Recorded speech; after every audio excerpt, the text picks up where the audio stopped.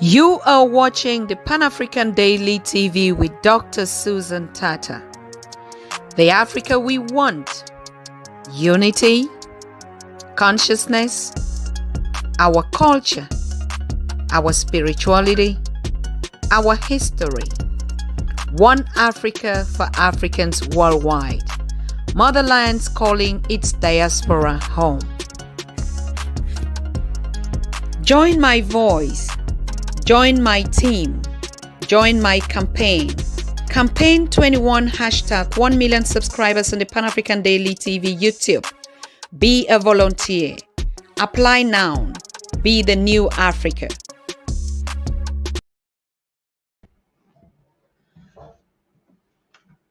So good evening everyone. I hope all of us are seated. Excuse me, I have to turn up my volume. All right. Thank you. I'm so sorry that we're having a little bit of delay, but as you all know, this is PAT TV, Pan-African Daily TV, and so we are not apologizing for not being punctual, but of course, it has occurred a couple of times, but it's just due to some kind of technical challenges that we're going through out here in our studio, particularly in these times where the lockdowns are getting really serious. So most of the communication out here is probably just digital. And so even though we're sitting right here in Germany and Europe, we're still finding these kind of delays or, sometimes just a blackout, something which we usually know would happen only in Africa, as most people are always stereotyping with their, with their brainwash system. But it's going to happen anytime soon, anywhere. So we have to be ready. So yes, we are live now on the Pan-African Daily TV. And so if you're connecting from the continent or anywhere across Europe or the diasporas, please make sure you share the link, because this conversation today is a very important one. We're about to listen or to witness the declaration of a new movement, a powerful movement called the Africa Unity Movement for Decolonization or of Decolonization. So, but the whole entire team and members or associate members or partners are still are still getting what am I supposed to say? I'm supposed to say that if you are a movement, a Pan-African movement, and you were looking for organizations that are actually focused on Africa unity, probably you don't want to miss this communication today. And so make sure that you're seated, because this team right here is going to give you a rundown of all what it takes, what is it that they're doing in this organization. And we already know our sister queen, Tenny Pepper, who is also an author, a Star African, a host and founder of African Esquire. It's not the first time that she's coming right here, but today she's coming with a whole powerful delegation, and they have something really interesting to tell us. And if you are looking, like I said, for such organizations, we make sure that we pay close attention to their goals, to their objective, to their mission, and particularly to this agenda that they're calling on all Africans to be a part. Another second thing that I would like to remind us today about is, those of you that are already reaching out to say, how is it possible for you to get in contact with this organization and this movement? Please make sure that you are watching this communication, and so you can ask your questions. You can ask your questions live, what it takes to become a member, because all your questions just today, I couldn't answer them. And that's why I was calling all of you to be live today, so that you pay attention and you can ask all your questions on this team. So I hope we are all gathered here today. I'm really excited as you are. The team today is very diverse. As you can see, our sister is first of all a host and a YouTuber. And so she's going to be like co-moderate this session with me today. So she's going to present her team and the rundown of the program, who is going to be saying what, and they're going to introduce themselves. So if it is time for me to come in to moderate, like to find out what the audience need to know, or to bring some of your chats on the platform, then I'll gladly do so. But if not, I'm also just going to sit down and enjoy this whole conversation, because I'm so willing, just as all of us, to listen to what this movement is about to do. Because I hear from the declaration that all of us are going to witness, and the upcoming event, which you all would be entitled to be a part of this historic, I call it a historic movement, an event at this time. So make sure all of us are paying attention. So back to studio, sister, how are you? I'm good, Dr. Tata. Thank you for having me back and for allowing me to bring some of my brothers with me. I really appreciate it. I mean, when I posted, everybody was just like, "Why just only brothers?" That's it's funny. Like I don't know. Every time I'm trying to like reach out, it's hard to find sisters, but I don't know. I think we kind of trade positions sometimes. Sometimes mothers try to take care of the children while the men go out and do certain things, but exactly. We're working on it. No, but to be honest, it has nothing to do with gender based. It just has something to do that we want to appreciate our gentlemen and our kings that are on board, because it's really a sign of like we taking that responsibility. We're gonna stand that forward movement. I mean, of course, even if our voices as women are raising up, it doesn't mean that the kings should pull back. So it has nothing to do with. I just like choir, because a lot of the team made of all men.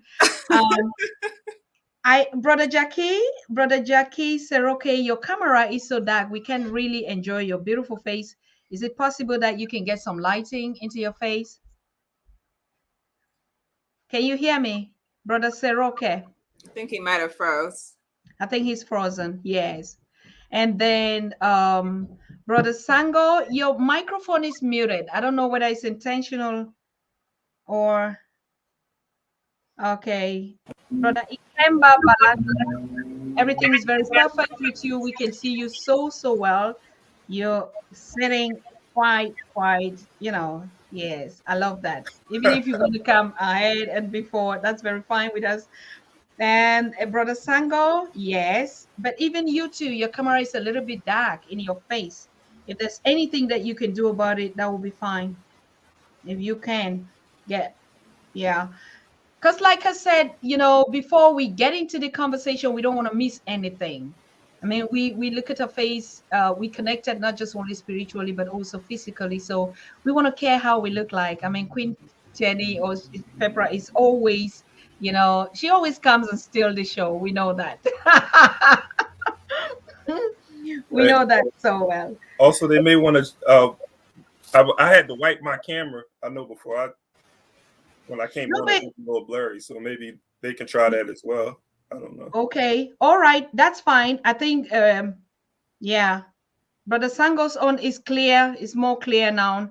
The other brother was kicked out. I don't know why. I think he should be joining also.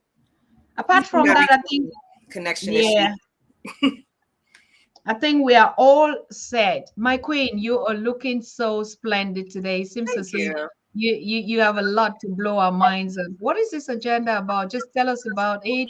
What is the rundown of the program? How do you think we're going to move forward with it? Are there going to be questions and answer sessions, or you just want to present something, and who is doing what? Over to you. I think we can do all the above, whatever the audience needs or wants. But essentially, this is some of the members of Africa Unity Movement of Decolonization, which is a coalition of numerous Pan-Africanist or African-led organizations that are seeking liberation for African people wherever they are. Some of the organizations are international and other ones are domestic. And so essentially we're coming together for the central purpose of raising the alarm for all of our African brothers and sisters that we have to focus on this colonial system that we're all facing. And we're facing it in different ways and in different instances, but we're all facing the same globalist system. So just to introduce some of my comrades who've been working with us on this coalition, we have our comrade Sango, Ikemba, and comrade Jackie. If you all want to just introduce yourselves and your organizations. Mm-hmm. Yeah, my name is Jackie Seroke, and I'm with the Pan-Africanist Congress of Azania. We're based in South Africa, where our organization believes in Pan-Africanism and is driven by the philosophy of Pan-Africanism as it was espoused by people like Dr. Kwame Nkrumah, Nnamdi Azikiwe, and many others. In Southern Africa, Robert Mangaliso Sobukwe, and a group of Africanists in 1949. They call themselves Africanists because they believe that they are the specialists on the issue of Africa. So that movement drove the struggle in Southern Africa. It's still here today. So the Pan-Africanist Congress is an organization that believes in one African nation, continent-wide, from Cape to Cairo, Morocco to Madagascar. And we believe that the borders are artificial. They are brought about by colonialism. They are brought about and they divide people. So we are imagining a future for Africa that has no borders, that also brings in people from the diaspora, African people as one, and for us to contribute to the civilization of the world as African people. In short, that's what we're all about.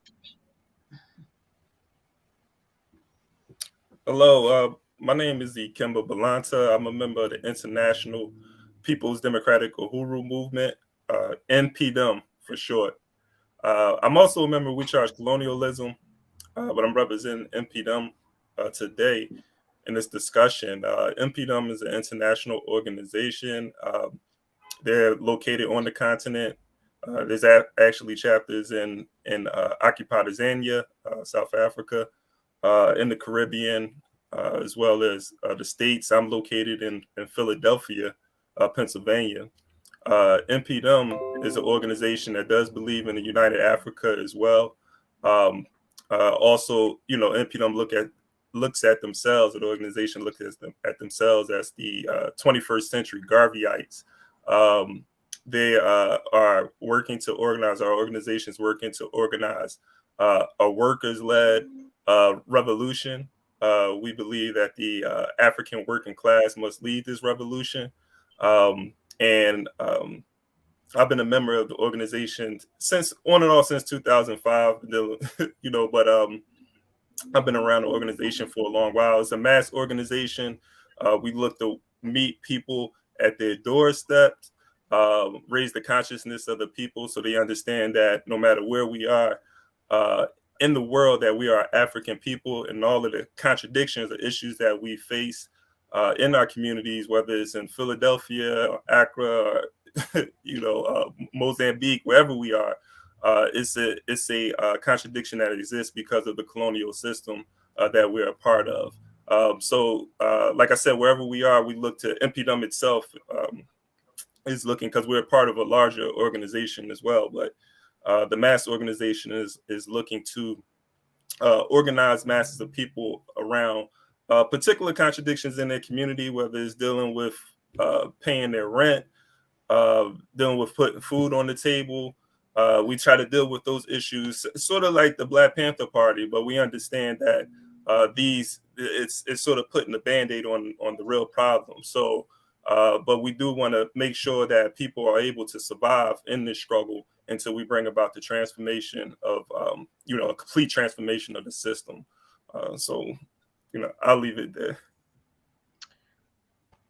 Thank you. Brother Sango?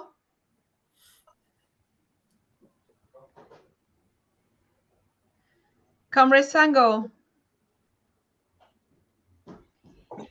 I think your microphone, is it muted? Brother Sango, we can't hear you. He might can't hear us. Yeah, I might have problems. But while he's Brother Songo, while you're getting connected, I'll just also say that Ikemba mentioned We Charge Colonialism. That's the organization that I'm representing in the collective. And essentially we're US based, but we have, basically people all over the place. But essentially we're just trying to change the narrative of our problems and our issues and try to point to the solution being sovereignty and self-determination of African people. And so this is something that we've been working on, we've been thinking about. And whenever I reached out to these different organizations, I'm so happy to say, it was a lot easier than I thought it was going to be. And to your audience, if anyone else is interested in joining this coalition, our only requirement, it's not that you agree with all the politics that all of us share. The one requirement is obviously you have to be African led, African purpose, your African organization. But the other thing is that you have to agree essentially that our problem that we need to focus on is colonialism. Some of us want to focus on sub issues, and some of us want to focus on things that are related to the system, but that are not direct to the system of colonialism. And we're saying colonialism is what happens when you have all of these European powers coming together to plot our destinies as a people and to lay siege to our lands, lay siege to our bodies, and say that our resources are for their development and not for our development. So that's really the only requirement, that you come in with the mindset that the focus is colonialism, and not necessarily that you have the same politics or same religious, spiritual beliefs, but that you're focused on that as a central issue. So we really do invite everyone. It's not a closed membership formation, but the only requirement is that you do have to be in an organization, and that's why it's important for our people. Don't try to do things alone as individuals. Get amongst your people, organize with your people, and then from there you'll be able to organize. And that's what we're trying to do. We're trying to combat the colonial system that is organized against us, because the colonial system is highly organized. It's organized all the way up from the United Nations, all the way down to your local police or military. It's organized very well. And so we're not going to get any progress as individuals. We're only going to get progress as being an organized people. So that's really the only requirement. Ashe. Beautiful. Exactly. I mean, we can't even say it otherwise again. It's just as clear as that. Before we get into, go back to Comrade, I just want to greet that or remind you of the fact that you are actually here in a big family. So we have those that are very, very busy, would be chatting or sending you greetings. You can already see them telling you greetings to all the guests, and, and saluting everybody. Good. Cheryl, Penny, Janet, Ja, Priest, Balance, all of them, probably also those of your followers of your organizations that are there. So one thing I just want to, remind you is pay attention to the chat. There could be some questions even while we hold the conversations that may catch your attention, and you may want to respond to them, even if we are not. So thank you so very much to the audience and to all the members that are connected. Make sure you call every other person, because as you have heard, this is another kind of a spatial coalition and alliance. Yesterday, we had the brother who talked about the most important thing that we should be doing now is actually building this alliance with a common interest and a focus. And I think this is an example of what we've been talking about here. We do things individually, we're never going to win. So it means we instead split ourselves.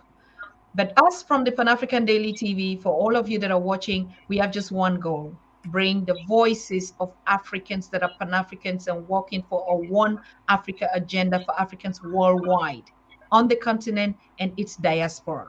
That's all. We give a platform to all the other organizations that are presenting and give you exposure and do your promotions and stuff like that. Okay, so we also have our own organization, and that organization only requires members also to just register, so that we have a database. If we want to guess, we just go and look, okay, we're talking about this topic, and we build it together. So that's all what we are all about today. So over to you, Comrade. Can you hear me now? I hope Yes. so. Yeah. Okay, sorry about that. From Lagos, Nigeria. Shongo Omojola of the Movement for African Emancipation. The Movement for African Emancipation is a young organization based in Nigeria, a Pan-Africanist organization, which very much believes that there is no solution to the crisis we have, that African people are suffering all over the world. There is no solution other than Pan-Africanism and freeing ourselves from the bondage of colonialism. We aspire to. We think that the way to achieve that is to raise consciousness of the masses, to raise the level of organization. And for us, that is why we are excited about this initiative coming up, because we really think it's time to actually really pull together all our resources, pull together all our organizations, get a strong strategy in place. We know what a lot of the problems are, but we do certainly need to define, very clearly what, Pan-Africanism is what colonialism is, and the masses are with us. We can say certainly passively. So it is our job to organize those masses. So, and that's what we're about. Yeah. Thank you. Beautiful. Cheryl, over to you. Okay, so I do just want to first highlight that we did publish a document, a declaration that came out on the 17th of December. That was the anniversary of We Charge Genocide, which was the petition that a number of Africans from America made to the United Nations, claiming that the United States was committing genocide against African people.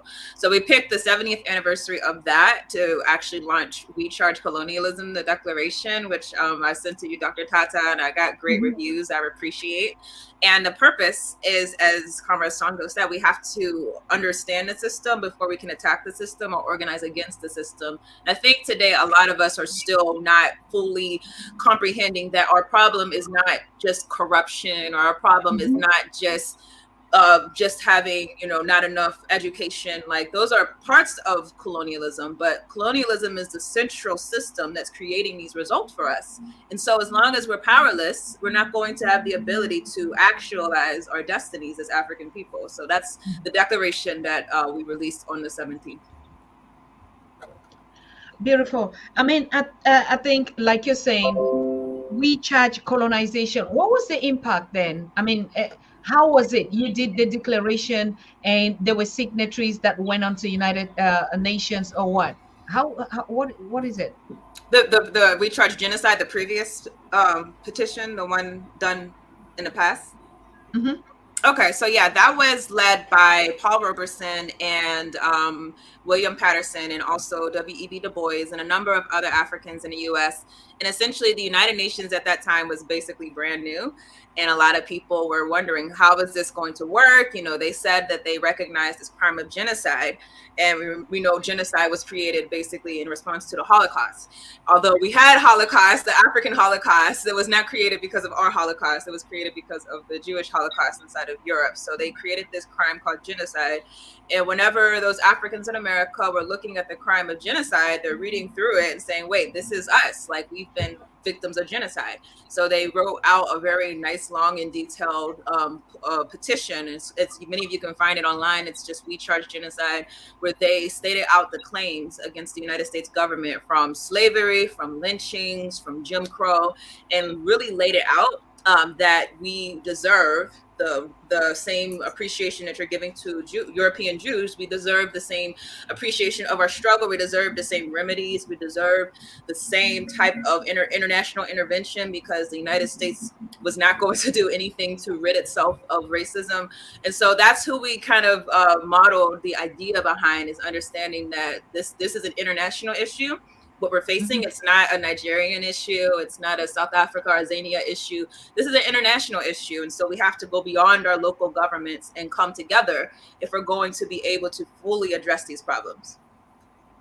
Okay, beautiful. I want to go back to Comrade Zeroke. Are you hearing me? Of the Pan-African Congress in Azania, South Africa. Can you hear me?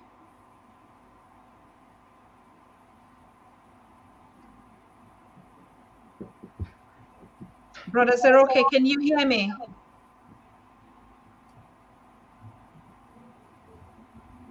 Okay, I think. All right. If he can hear me, I think I'll go over to Brother Balanta of the International People's Democratic Uhuru Movement in the US.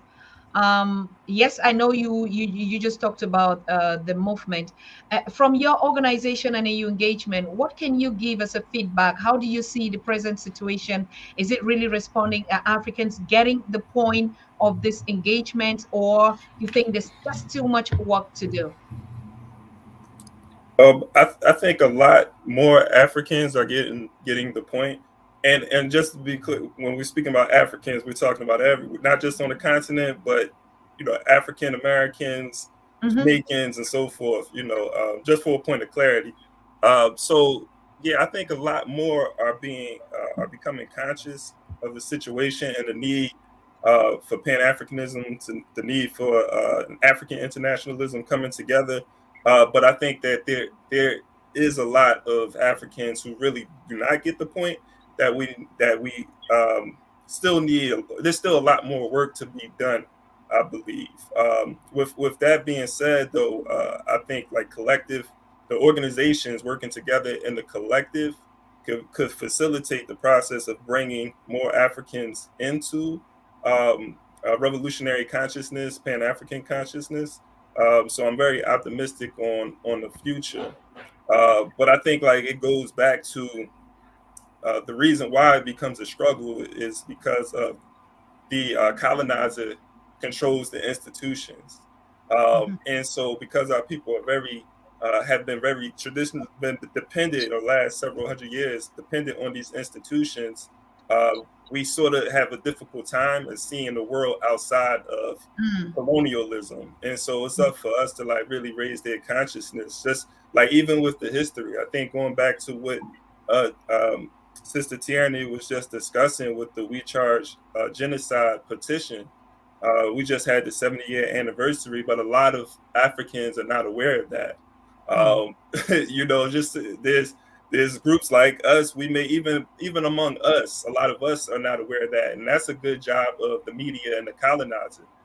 We're not going to see that put in the New York Times 70-year anniversary of We Charge Genocide. So it's up for this media outlet, right? This is a way we can communicate with our people and other media outlets that are looking to raise the consciousness of our people. But that was an important petition.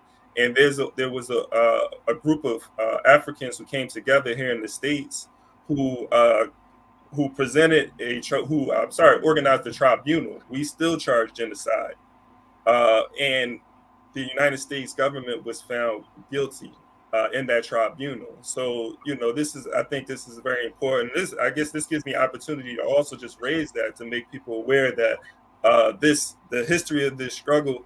We're still making history right now. We're still part of that struggle that happened 70 years ago. And so, just to raise that. But just to go back to, the initial question, though, I feel like there are a lot of Africans who are getting it.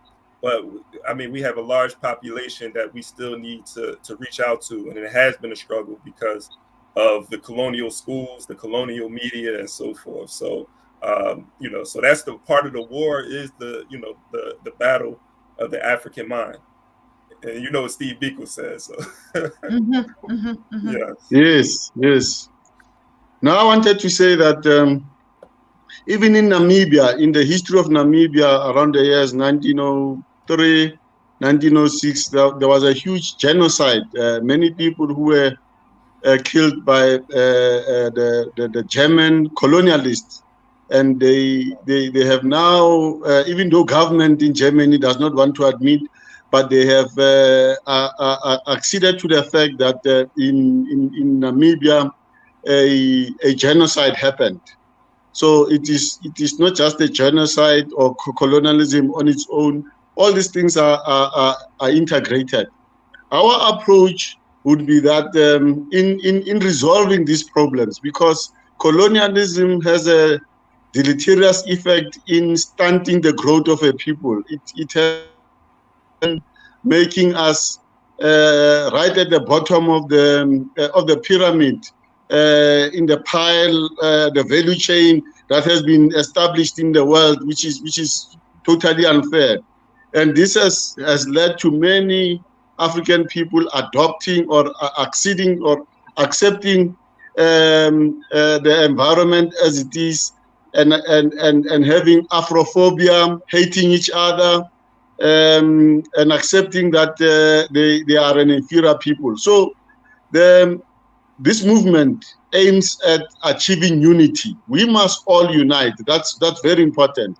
It's important for us to have a platform where we can be able to express ourselves on a multilateral platform, discussing from whatever point of view. Those who have more knowledge, opening up and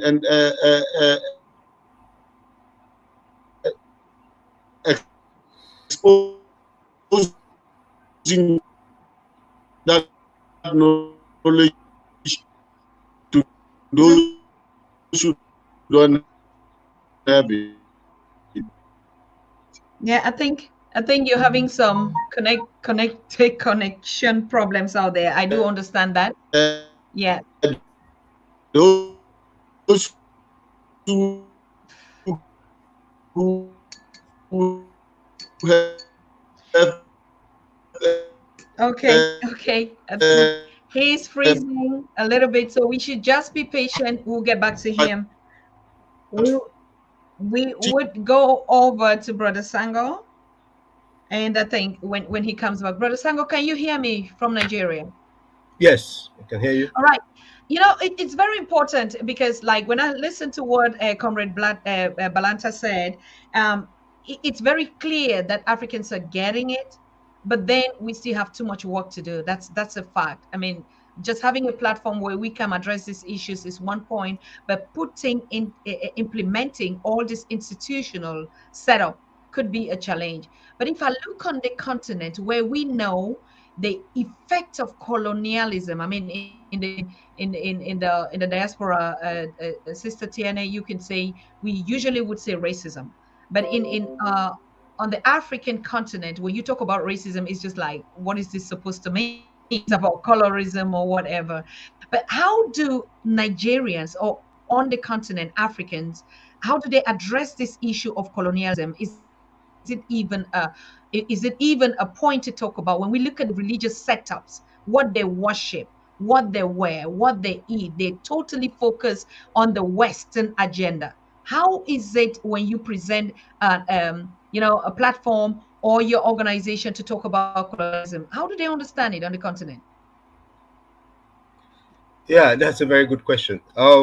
First of all, I'd like to say, and relating to what has been discussed already, there's a part of the declaration where there's a quote from Kwame Nkrumah, which I think really covers, the issue, which is that the passive sympathy of the African masses must be converted into active participation, which is the question of organization. And I think in Nigeria, what you have described is very, very accurate. But at the same time, we have on the one hand, the colonial institutions, the colonial structures, the colonial media, cultural imperialism has taken a very strong hold, on the minds of the masses. But even then in Nigeria, what we find is that, it's not a complete and total takeover in that sense. People are aware of what is wrong. It's just there's just a feeling of powerlessness. That is what the job of organization is. For example, now in the Yoruba part of Nigeria, where Christianity, has become very strong, evangelical Christianity, the US type of Christianity, it's very often mixed in with, traditional African beliefs, and people still holding on to those beliefs, and in many cases there's been synthesis religiously, so it's a case of people having to, you know, it is the responsibility of the leaders essentially to guide, and to direct their consciousness away from where people are seeking in their powerlessness and seeking solutions, and believing that the colonialist it has a better society. The truth is not out there. Sometimes when we talk about Black Lives Matter, and it really strikes home for people. Many Nigerians rather flee to the US, you know, and for economic reasons, of course. But you kind of see that the colonialist is in force in these places they want to run away to, whether it's in Europe as well, or the United States, and the impact of colonialism is kind of muted here in the sense that people would rather, it's what they see in front of them they have to talk about, right? We're no longer Exactly. in the days of direct colonialism where, at least in our part of the world, where the white man was here and, and murdering people, and so on. But so, and it, that's the job of neocolonialism, right? Even under colonialism, you even had a situation where you had indirect rule, right? Where the white man thought it was even better. Let me just withdraw and let's put in some puppets or whatever to rule on our behalf, and we call it indirect rule. And they'll still send the resources, and the people will believe that it's their leaders, and they will blame them. They wouldn't blame us, and so that's what we have. But essentially now, people understand that colonialism is a factor. We talk about loans, for example, of recent. We talk about loans, the impact of how the colonialists are using loans as a strategy. People are aware of it, but there's a lot of deception, because even when you come to loans now, people rather talk about China. But there's the real big issue in terms of the economy of Nigeria is being strangulated and controlled from the West through the structures of the IMF, the World Bank, and many other aspects, and even our oil industry, where the resources are taken. All this is being controlled and directed from one direction. But so there is a lot of power of propaganda. That's one thing we have to understand as Pan-Africanists. There's a lot of power of propaganda from the colonialists.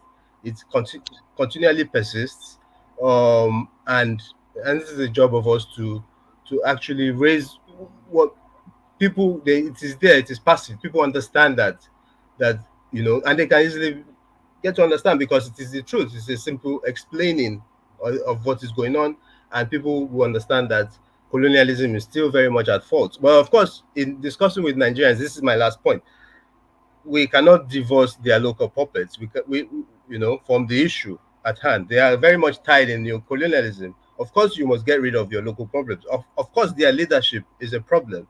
Of course, their corruption is a problem. Of course, it has different origins, and and there's someone else pulling the strings. But we must join in with the people for their immediate demands for a better life, for food on the table, for for good jobs, and so on. And in this whole conversation, we must be talking about power. We must be talking about, how do Pan-Africanists take power locally? How do they take leadership of their countries? And that is where we can start to remove a lot of the miseducation and the propaganda that has been going on for a long time. Dr. Tata, if I could just jump in, and I see one of your comments saying that neocolonialism, about abolition of neocolonialism, is impossible. But I think we have to do, as Comrade Songo just said, like, we have to change the way that we think about abolition. I think we as a people, we want the things like instantly, like we want to just say, okay, Africa is going to unite at once, and that's not going to happen, because as we all know, there are different colonists who are in different countries, who are in different people's pockets, and are constantly sending money, they're constantly bribing, they're constantly getting these people to sell out their local communities for their system. So this is what's constantly happening. So this whole idea that it's going to happen at once and all Africans are going to just throw out the West and throw out outsiders and we're all just going to come together and move forward, that's fanciful. What we do know, though, is that we do have the ability to do things on a scale inside of our own communities and then make it broader. So it's going to happen, to me, I think it's going to happen on a local level. And I think everyone understands that. Brother Ikemba spoke about how Impedum organizes on a local level with people. We have to understand that we can't even necessarily go into the decolonization conversation thinking about our governments from the jump. We have to first talk about decolonizing the minds of our people. And you're only going to get that through organization. You're going to get that through having educational programs and letting them see that, hey, you think that these problems you're facing, the poverty, the horrible brutality from military or police, you think that these things are being done by Africans? No, like, we have to be the ones to point out, listen, these are the countries that are funding the police state inside of our country. These are the corporations, which is another purpose of the declaration, to point out what corporations, I mean, some of the corporations, we can never get all of them, but some of the corporations, some of the countries that are behind the scenes. And that's really the goal of the organizer. We have to essentially pull the curtain off of the colonial state and say that you think this your leader who's causing your problem. Your leader is a puppet that is controlled by those who are outside. And until you recognize that, you're going to be grappling with national politics and trying to get representation in a system that's not meant to represent you. So it does happen. It happens incrementally. It happens on a protracted basis. It's not going to be something that happens overnight. But if we're focused, and I think we can take territory and essentially assert our dominance as far as African people over our lands, over our communities, and then let that be an example to other Africans inside of the continent, that you too, or inside of the world, that you too can have this same type of impact. Could I just say, like, I think we shouldn't use words like impossible when we're talking about ridding ourselves of neocolonialism, because historically there has been examples of colonialism and neocolonialism being toppled. China was once a colony. China was once colonized. There was at the time there were the British tried to turn the Chinese into a bunch of drug addicts. We look at Vietnam; they were once colonized, right? And they were dealing with neocolonialism in their own right. Chinese who were complicit in the colonization of China, where you didn't just have the British, you had the United States of America, you had China. People were dividing China up into different spheres of influence. And look at China today. So I think we have to be careful when we use words impossible. It is possible. It's gonna take a shift in our consciousness to be able to make it happen. I just wanted to add that. Correct. It's it's a mammoth project. I know. Even you, Sister Tierney, coming up with an initiative like this, and you all comrades saying this is the way we should go, or all of us that are calling for this United Africa agenda, it is really a massive and a big thing that we must always realize that. Because if we look at exactly the example you gave is the same example that we're talking about even in Europe here. Europe is 45 countries, we are 54, but they also do not agree all the time. And they have also their 45 presidents, and they have a union. So the prototype is also like taking out here and say, yes, African Union has 54, and they have a union that is Africa, and it's rotatory. Every 4 years they have a president that is sitting out, because it's really just kind of like impossible to say now we're going to have one president. But then one person made a statement, and I want to throw it to all of you, anyone can answer and say, they think it's possible for Africa to actually would have a one president, but the problem would be that they have to be a positive dictator, maybe two or three, that have to go at war with the others to be able to recolonize, the individual countries to gain one autonomy. And I was like, okay. As I want to throw it out there, like, as if Africa has to go to war with itself to decolonize from the system. Is it possible? I'll let my brothers answer first. Yeah, I mean, Africa is at war with itself now, so I find it difficult to even like wrap my head around the question. But like what's happening now is Africa is at war with itself. There's been what they call in the West. I don't know if they call it, if they use it in Africa. The description of what's taking place in Central Africa and the Congo. They call it an African World War. And that's what I learned growing up and just talking about that struggle that's taking place between people of Rwanda, Central Africa, the Congo, Democratic Republic of Congo, and so forth. We have like 5 or 6 nations that are at odds with each other. So, and then you have conflicts in other places too. And all of this is a result of colonialism. I guess I get what the person is coming from with the question, but I think that what we're going to need to like really bring, because we do have sort of we have an elite, like the ruling class, if you want to call it quote unquote ruling class of Africa, who are really working together to maintain some sort of structure in Africa, but they're working with the colonialists, the neocolonialists that we're talking about.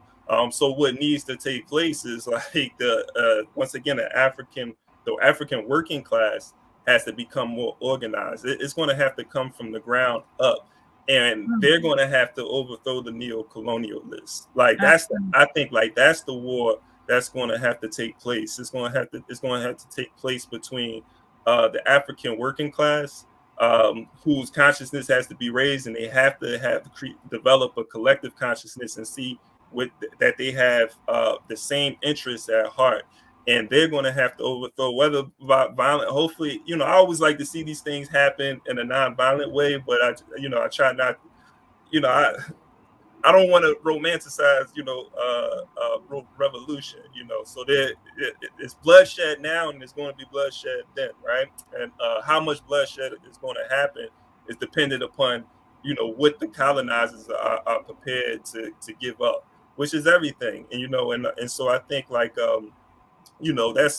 that's what's going to have to happen. It's going to have to take the African working class to look beyond the borders, these artificial borders that was created that has us divided and looking at ourselves as, I'm Nigerian, I'm Kenyan and so forth. And we can still have these identities, but understand like these are social constructs at the end of the day, and we can develop other social constructs.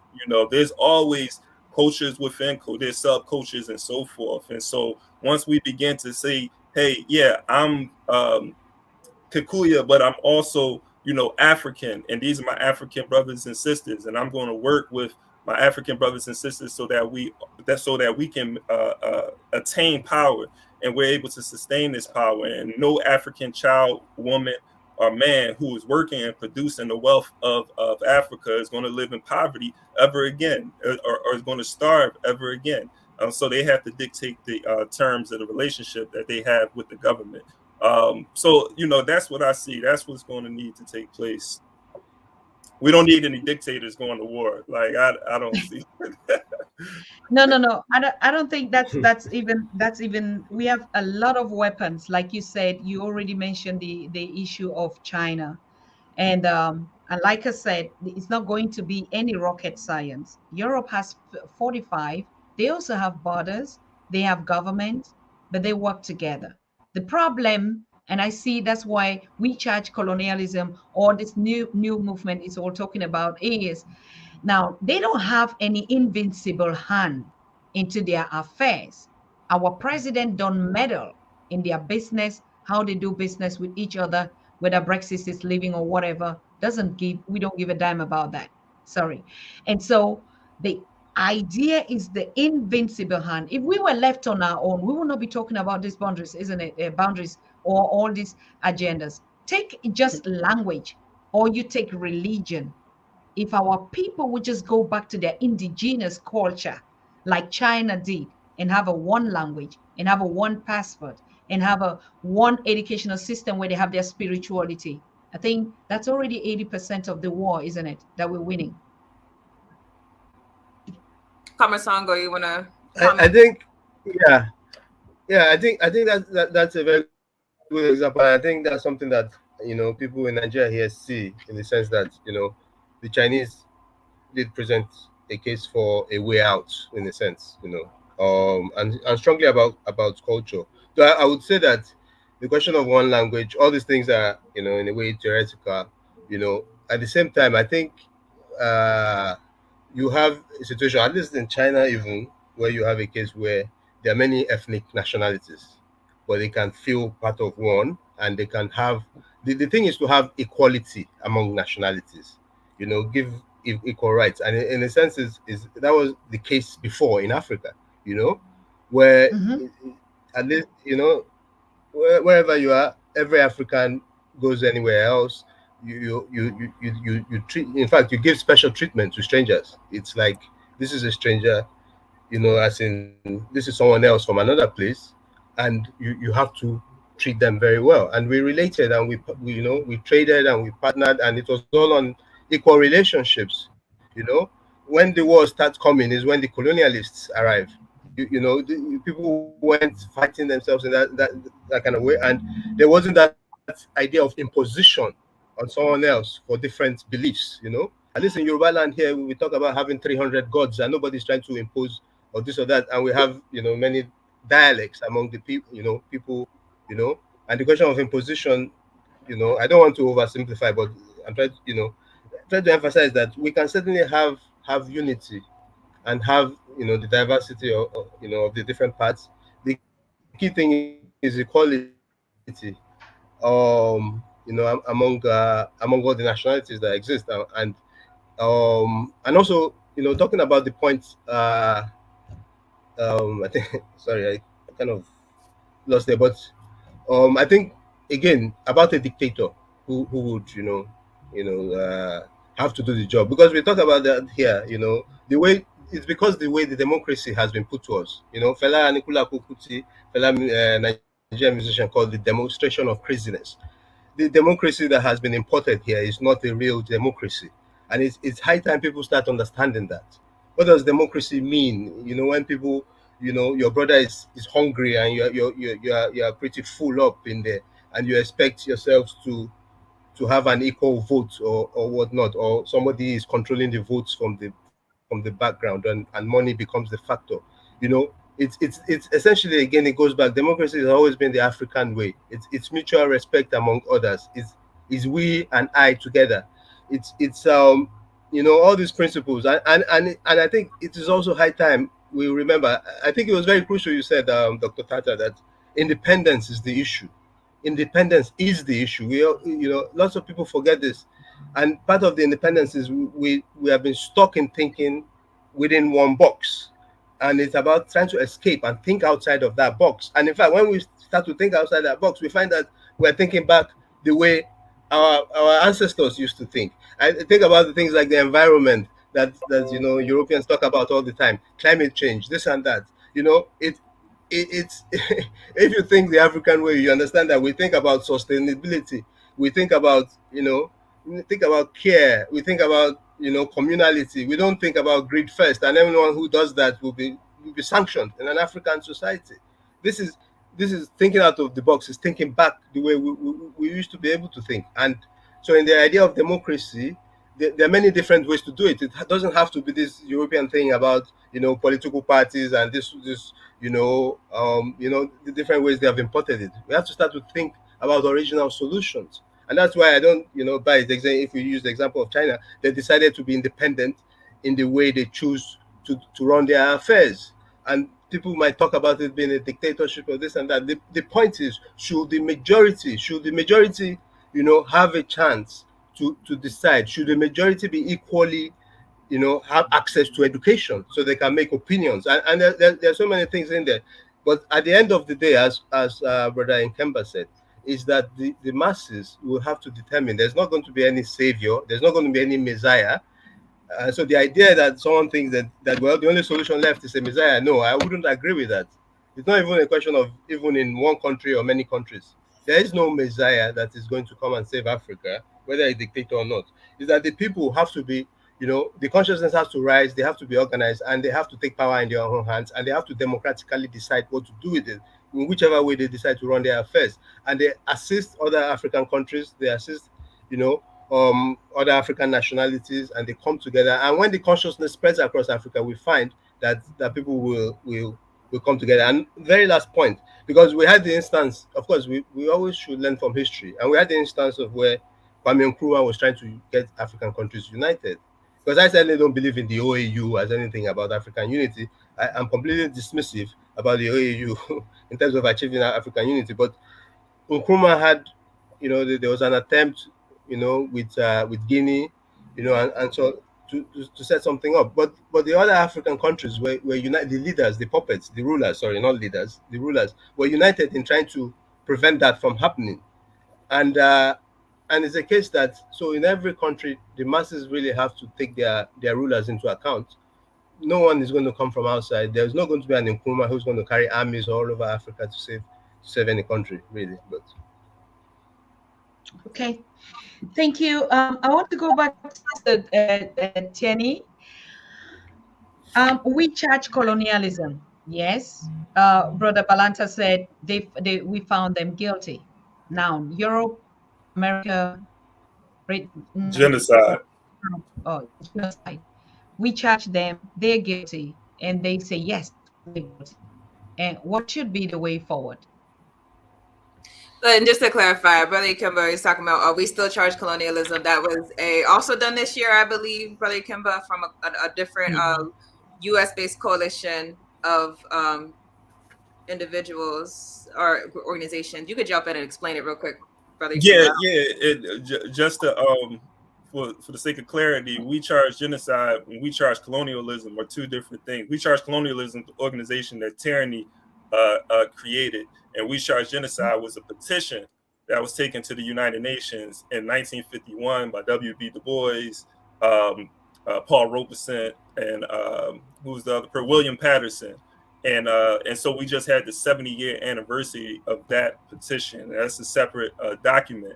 And so the We Charge Genocide was a group of organizations that came together. I don't know if y'all can see this clearly, but this is the yes, pamphlet, a booklet of genocide. Yes. of the tribunal. So I don't know, Terry, if you want to answer the question. Yeah, I just wanted to be clear. So yeah, there was another formation of people or Africans who came together to still charge genocide. But we also related to We Charge Genocide, the one that happened 70 years ago, and trying to push We Charge Colonialism as being completely linked to the history of what happened back there 70 years ago. But as far as the step forward that we're pushing for our people to do, number one, we have to be very clear on what our issues are. And I think this is something that we can talk about all day and just keep trying to hammer in, because we have to understand that every single way that we move as African people, we're being controlled by the system. If you think about it, we're talking through the internet. The internet is not controlled by us. Whenever we go amongst our people, we might have to go places that are controlled by the enemy. We have to understand every single part of our existence is controlled. So because it's controlled, we're constantly being pushed messages, and which I would say are distractions or ways to make us take the bait sometimes. Sometimes you see Africans fighting Africans. I don't know if you all saw just the other day in the Ghana parliament, there's fighting, and it's like, these are ways to distract you from the real problem. So once we're clear on what the real problem is, our problem is that we cannot have a country or cannot have a community that we're calling it our community, but actually it's being controlled and owned by people not here. Once we're clear on that, we have to then move like we're trying to unseat them. And to go back to your audience member's question, this is not recolonization. I mean, you can't colonize your own land. You cannot colonize your own continent. This is what you call revolutionary struggle. Revolutionary meaning we're taking the people who have exercise dominion over our territories and saying no more, these are our indigenous lands, and we're going to find ways and formations to organize to push forward for something that's good for all of us. And so it comes through organization. I think the document we released was really meant to be a conversation starter. We don't think that it's going to solve all the problems, but it certainly, I think, gets at the conversation that we have to be having amongst ourselves. And then absolutely, again, we have to get organized. We can't just take in, like, we could take in information from Dr. Tata all day and listen, and she has so many great speakers on and she gives so much perspective. But if we don't take what she's telling us or take what the speakers are telling us and actually go and do something with it, then we're just going to be basically here, an empty vessel that's not being utilized. We all have value inside of this. We all could be potential movement shakers in our local communities, but that's going to necessitate getting up from our laptops, getting up from our phones, and moving with our people and planning and organizing, and that takes work. So when we get to the level where we're serious, and the only thing that I think really is different from this generation of Africans and the previous generations, we talk about the glorious people who laid the foundation. We love them greatly, but the only thing I think is different from the days of Garvey and Nkrumah, all of these wonderful people, is that we don't feel the urgency, and we don't see clearly that if we don't do this now, we're basically sentencing ourselves to our own demise. As John Henrik Clarke said, he said, Pan-Africanism or perish. That means you don't have a choice. If you love your children, if you love your people, you love your community, understand what we do now is going to have direct implications for those who you love the most. We don't have a choice. But the corrupt thing about neocolonialism is they really do make you think that what's happening is not happening. They make you think that the world is moving forward, even when the world is moving backwards. Africa is more under control right now. Africa is more corrupted right now. Africa is more being manipulated from these outsiders, but we're not clear on what's going on, and that's what's really hurting us. So I think the purpose of the document, let's start a conversation. Let's realize the urgency of this moment, the fact that we can't sit on this, we can't be inactive, we can't continue business as usual. We have to have that same mentality that people had whenever they seen their oppressor. The people during the decolonization era, they seen the British, they seen the French, they seen the Italians, so they knew what was going on. But we don't see them, so we think that they're not there. No, they're there. And until you actually get used to that fact and are willing to move on that basis, then we're going to continue to be essentially what we were at the Berlin Conference. We're going to be a meal, a cake that's going to be cut up and eaten by these people who have no regard for our humanity. So that's really what I think we need to be doing going forward. Absolute awareness. As a matter of fact, awareness. And I want to come back to brother Sango. If you look at the past and the present, of course, we're moving ahead. You could see that there were leaders. There were leaders that actually were moving forward with that agenda. Probably the ones that have grown out now, and the ones that were the youths, like in this generation. But from the difference of this time, particularly connecting the diaspora and the mainland continent, what is it that you can say that is different from the past and now? For instance, you look at the African Americans or Caribbeans, as we call them, Mexicans, Haitis, West Papua Guinea, or Aborigines. These are all originals of African people, whether they are in India or in Turkey or in Asia even. We have the Black people that were the origins that are there. And we look at the awareness of this agenda as a global agenda. Now, but you still have a lot that don't even know. They look at Terry speaking, she is African and she is fighting for the interests of African, but because of the disenfranchisement, you see someone from Ghana or from Cameroon will say, oh no, she's a Black American. How do you get to deal with that common brainwash mindset for us to even first of all see ourselves as one?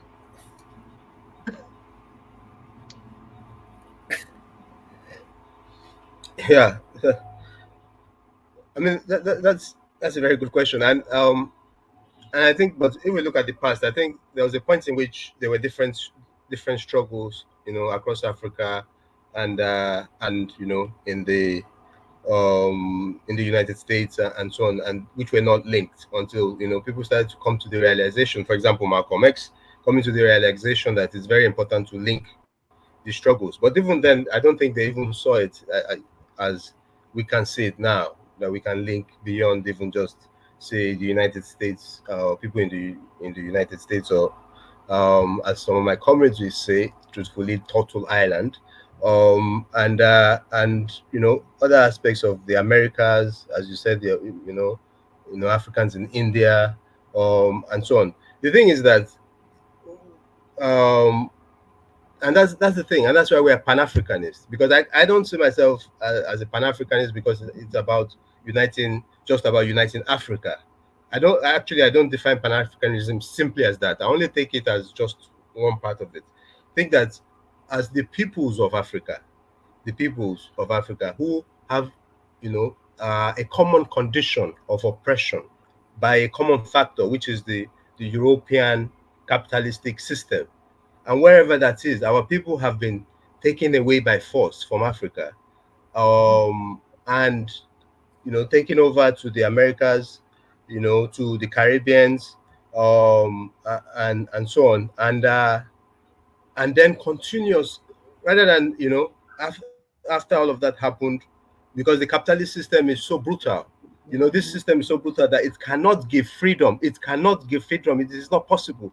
It's finished with slavery. It went to Jim Crow. It went to, it just continues and just essentially changing the format. But essentially, it cannot even acknowledge. You cannot even get an acknowledgement of an apology. We were talking about the genocide in Namibia, where you probably say maybe they acceded to something. We've had, if I used to live in the United Kingdom, and it's not possible for the United Kingdom to even accept that they did anything wrong anywhere in the world. The British, in Kenya, where cases were coming out about the brutality meted out to people, and the British cannot even apologize. But I'm just using this as an example that we are still under this system jointly. We had the experience of it in our past. We have the experience of it in our present, and we have to make that connections. Unfortunately, yes, the oppressors easily divide us. In a sense, and that's why sometimes you find people not being able to connect with, their brothers and sisters in the Americas. You find there's like, oh, they're different, they're not African anymore. And then you have, I think you have a new movement in the United States that talks about the African. I think my brother and sister comrades can I think assist he's me with talking that, but about talks about ADOS. they're African Americans. Yes, they're not interested in whatever else, with Africa. And in fact, it was Africans that sold them and whatever. We have these divisions. We constantly have to challenge it, and that is the point of having that education, that having that understanding that we are still commonly oppressed. We were historically oppressed, and we are still, commonly oppressed, and do not have freedom. And that's why it's funny, like earlier said, a lot of Nigerians would like to go to the United States. And when they do go, I used to live in the United Kingdom. One thing that used to always be funny to me is like, I would stay with Nigerians, who have just come into the country, and they will always be anti-Jamaican. All those Jamaicans, they're always on drugs. Oh, this, until the Nigerian goes out into the streets and hustles and then gets killed the next day, or, gets, just put at the bottom of the pile, and you cannot rise up.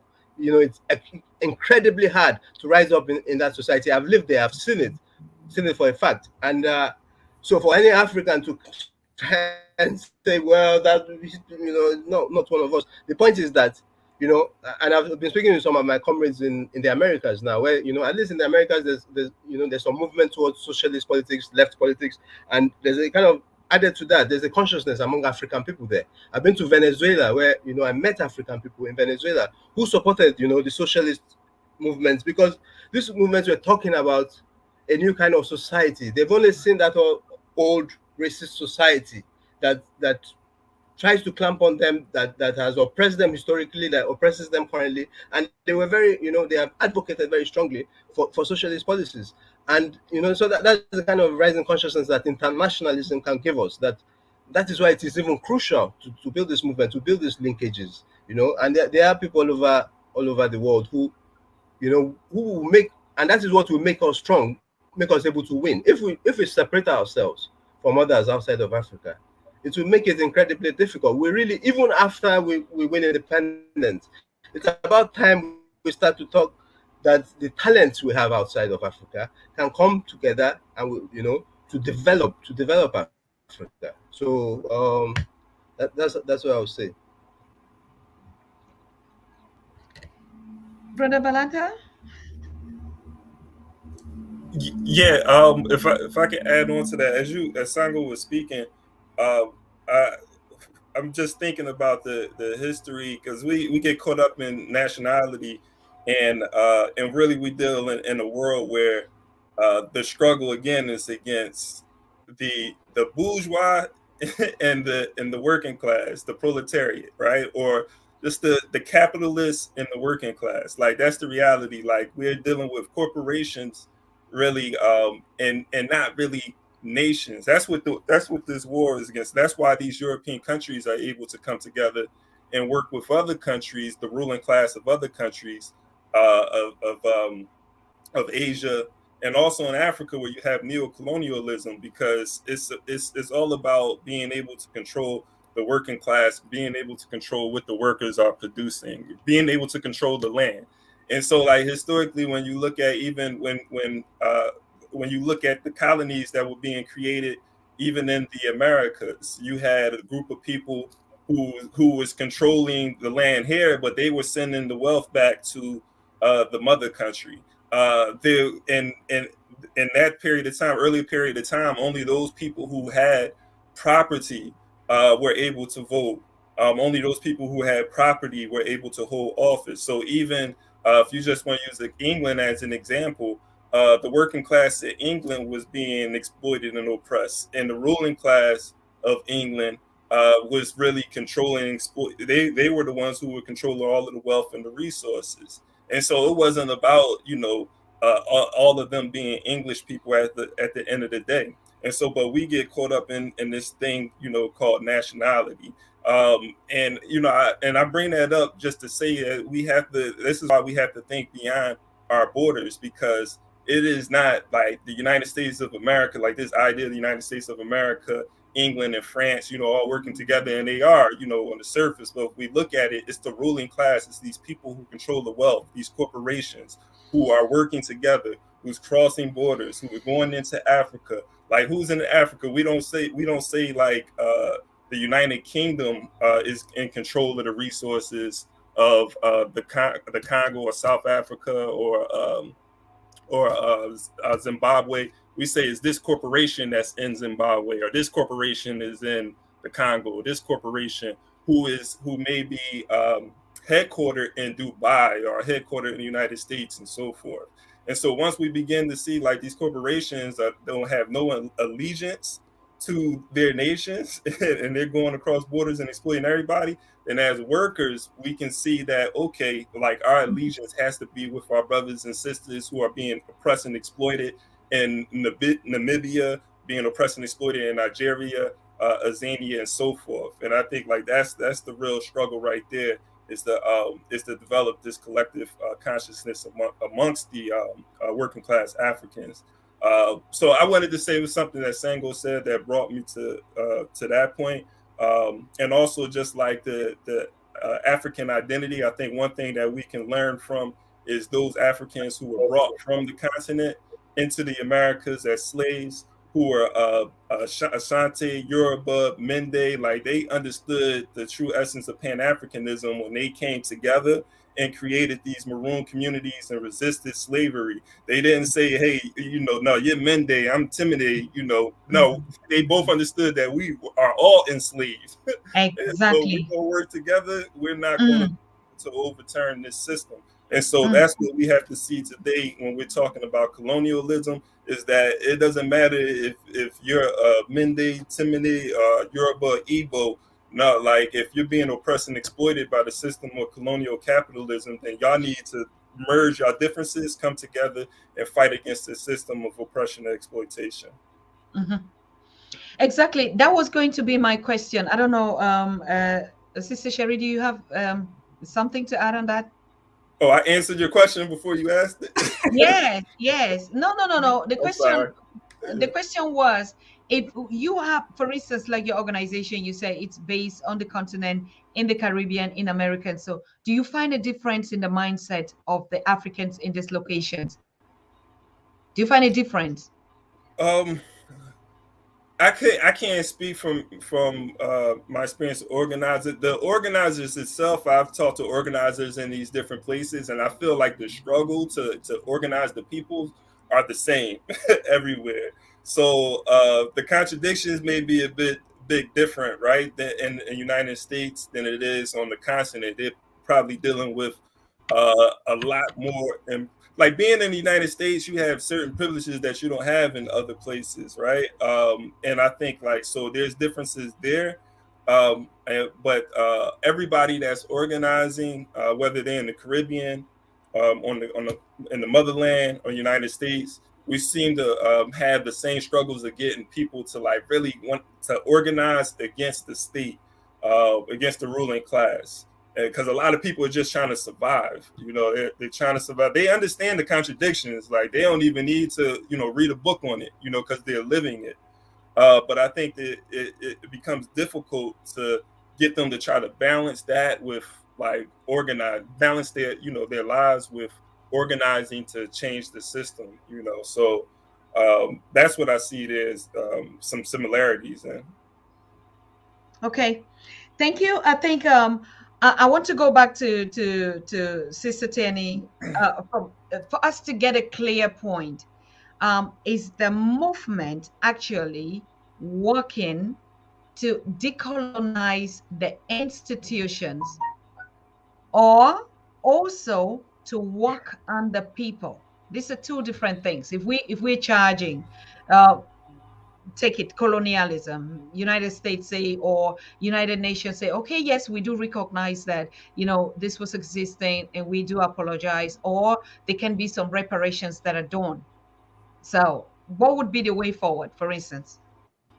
I'll be completely honest. I have no regard for the United Nations as a body. I know it's supposed to be a human rights organization, but one thing that we break down in the declaration is that when the countries of Africa were saying no more, and to be clear, Africa did not get rid of formal colonialism, meaning like where you have Nigeria being owned by Britain and France being the owner of Ivory Coast. They did not get rid of formal colonialism aside of the 50s and 60s because the whites wanted to do right by Africa. It happened because Africans essentially, when they went to World War II to fight on behalf of their colonial masters, they came back saying, okay, you think you're going to have us fight your war and then not give us political rights? That's not going to happen. And that's really was a spark that caused Africans to say, no, we're not going to keep doing these things. Meanwhile, we can't even have respect or human rights. Like, why are we going to Europe to fight for human rights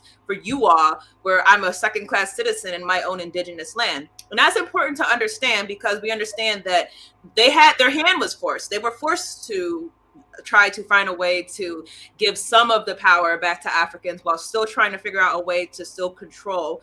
And so when you understand that, you understand the reason the United Nations came into being wasn't because it was supposed to be a world system that's going to be democratic.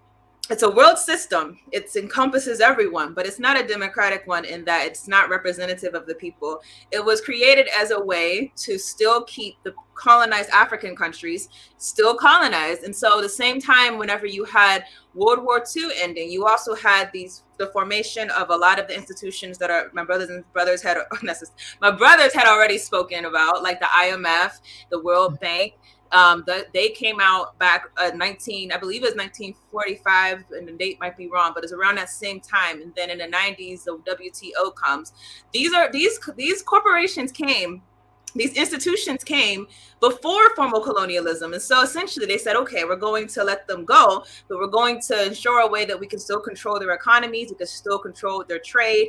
We could still control what they're going to do, like how they're going to loan. We could still control it. And the United Nations purpose was to oversee this process, to oversee these colonial entities still remaining intact. So when you say today, we're all looking at the United Nations like, wow, like, why is it that you only want to jump into issues whenever it's, against us? Why is it that you don't have any regard for the fact that France, for example, was found by the United Nations to have been guilty of killing a number of Africans? And Ikemba, I don't know if you remember the country. I know we spoke about this before.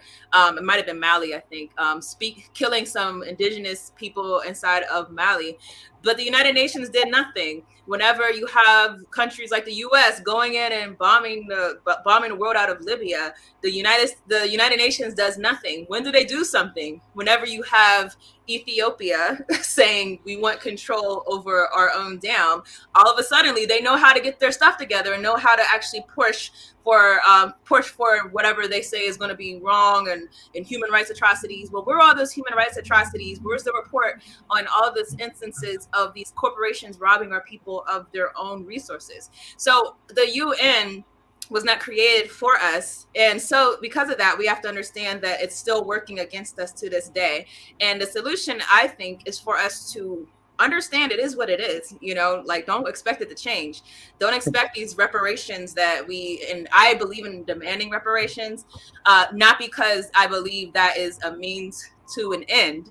Meaning, I don't believe that if the United Nations and all these world countries say, okay, we're going to give reparations, that's the goal. The goal is to demand and then to work to actually push for it on your own, not allow people to give you concessions. Because if the people who have power over you are still in power, reparations become a payoff.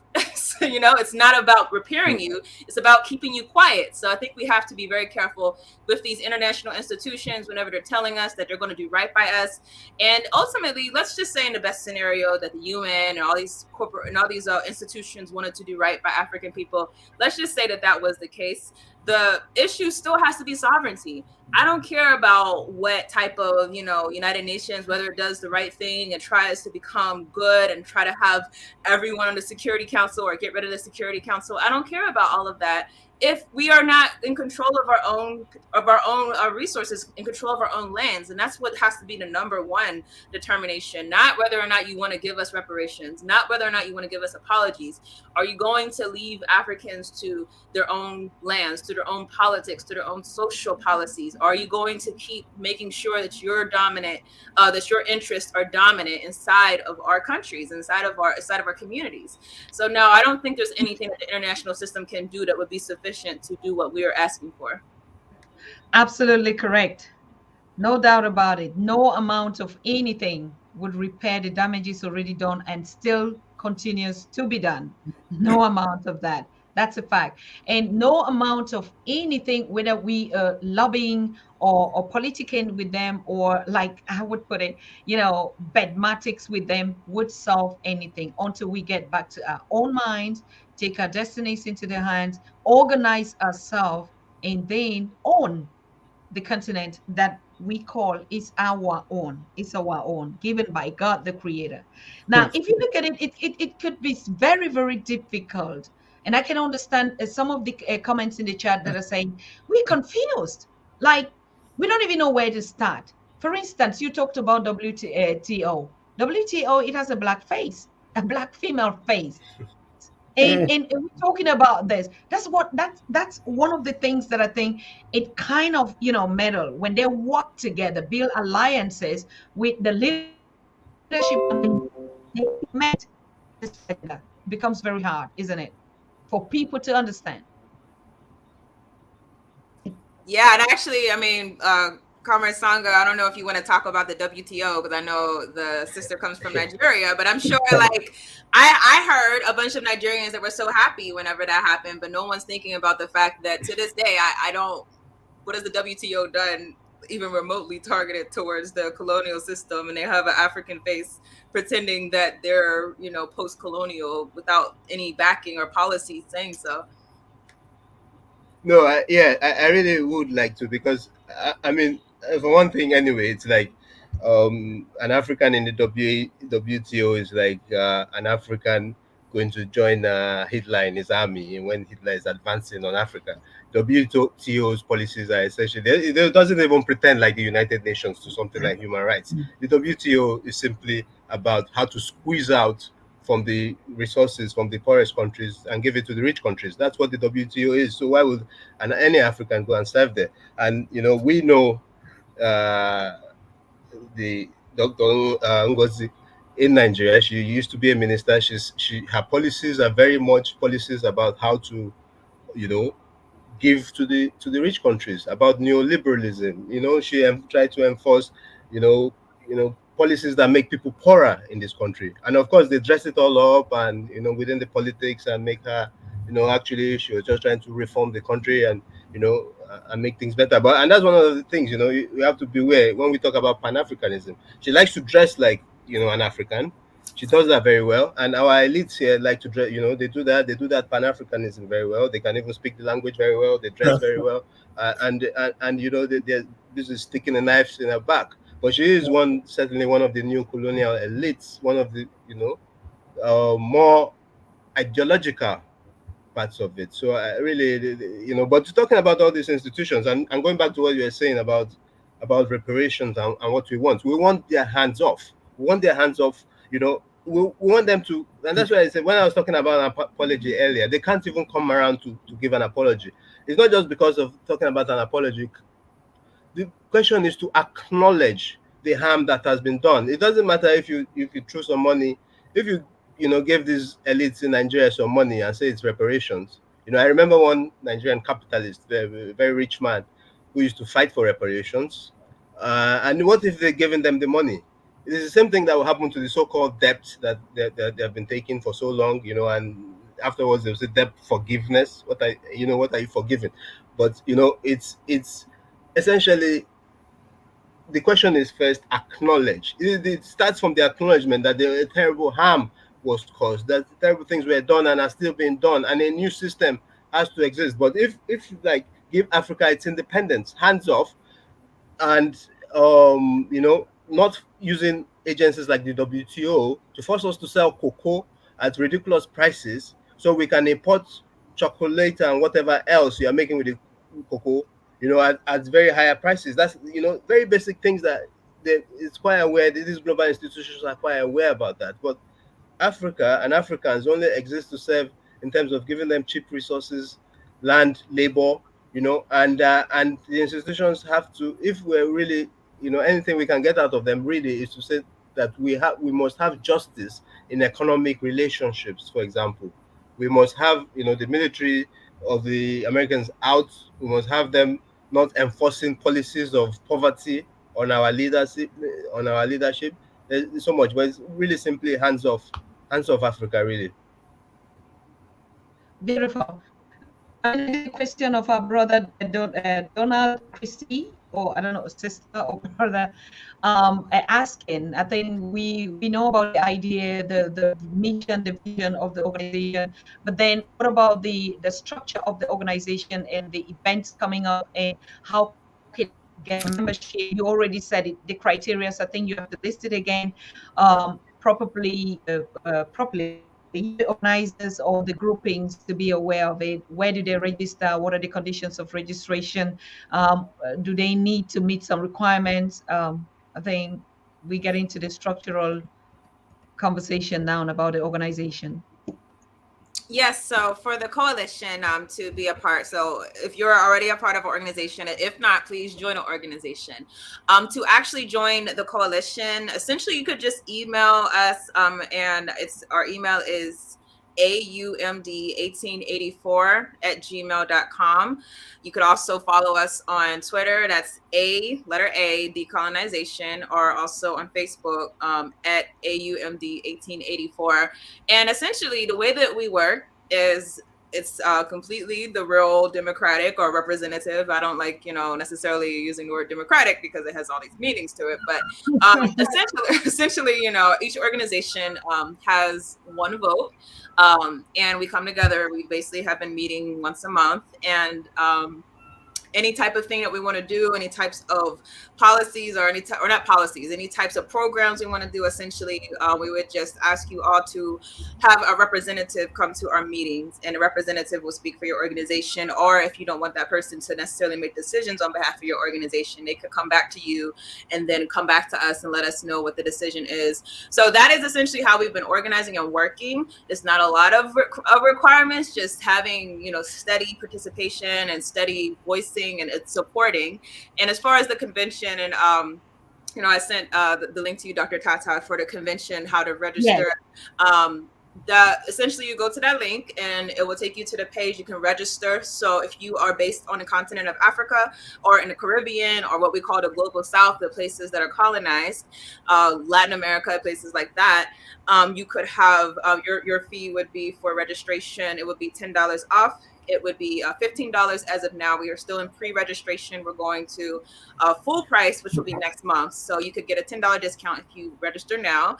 And if you're based in the US or Europe or in countries that are the colonial countries, we just have a little higher registration fee. That's $25.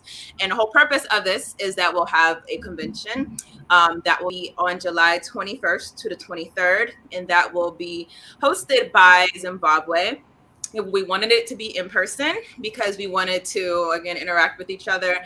Unfortunately, that was not going to be the case, given the announcement at the same time that we were supposed to be going forward with putting out that there were going to be travel restrictions. And so we're going to do a hybrid conference. If you are based in Zimbabwe, you could go in person, and we're going to release those details later as far as where the destination will be. But if you're unable to travel, you could basically join via the internet. So the convention, you will be able to register through the link online if you want to join that way. Quite interesting. What do you mean? Can that are in the colonial would have to get some other conditions. I didn't really get that point because I was busy trying to post the link of Oh this no. Just we decided that if you're based in a Western country, essentially, you have to pay a little more. That's all. Okay. So Okay. if you're based in the US, you're $10 more. Of course. That's the reason I couldn't really understand. Anyway, I just shared the link.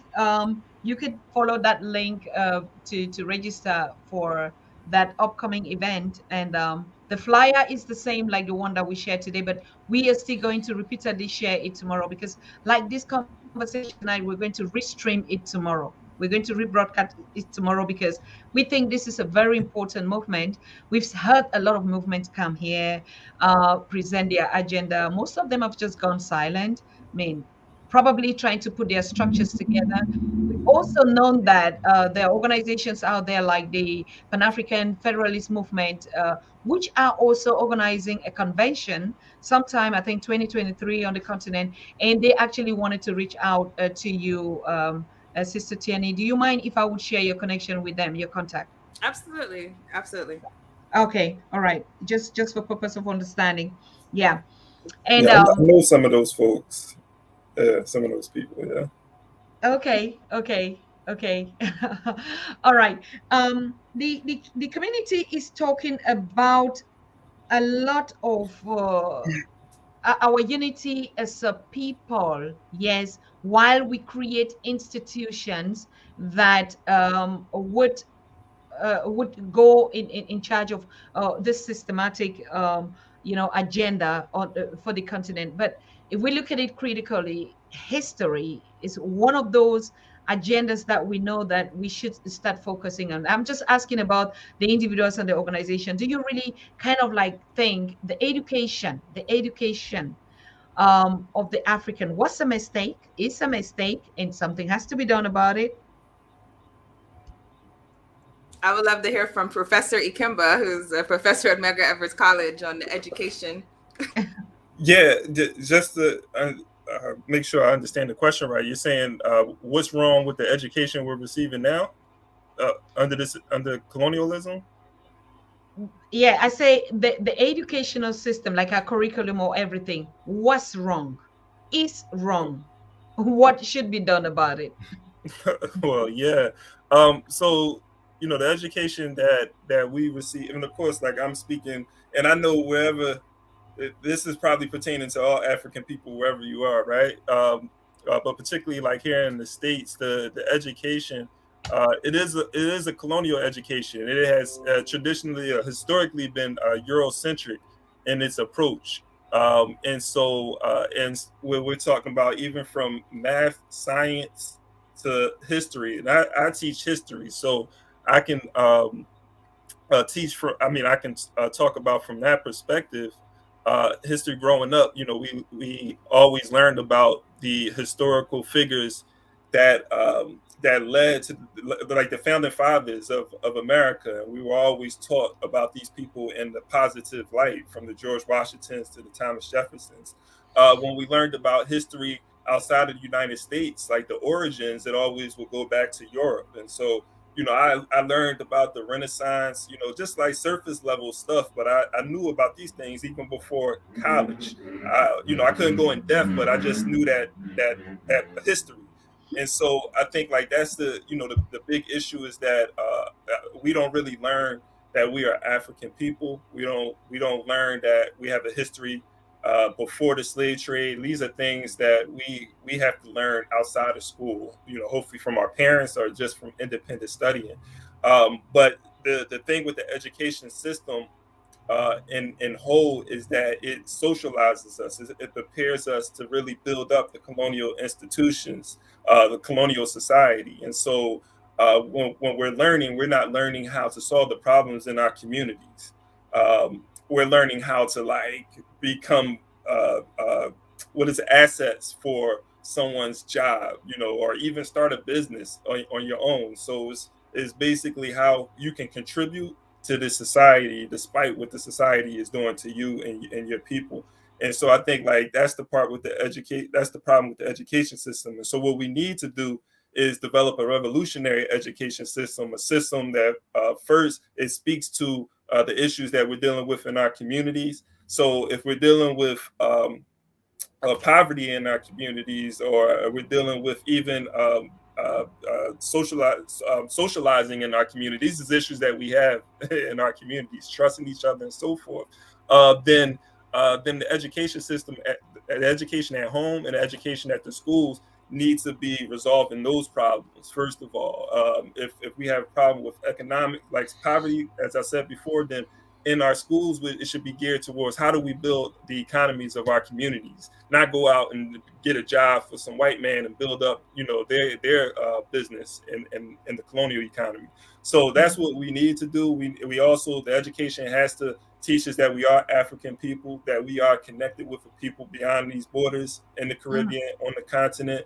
But that's the only education that we can give ourselves. The colonizer is not going to give us that education. So in short, I'm going to leave it there because it's like a lot, to go in, but I wanted to make it as brief as I could, Yeah, could I just to Comrade Songo, I remember going to Ghana the first time and finding out that so many Africans did not even know, or particularly Ghanaians did not know anything about who Kwame Nkrumah was, other than he was the person who basically led Ghana to independence. And he also talked about uniting Africa. That's literally it. I remember I went with my father-in-law, who's Ghanaian, to the Nkrumah Memorial in Accra.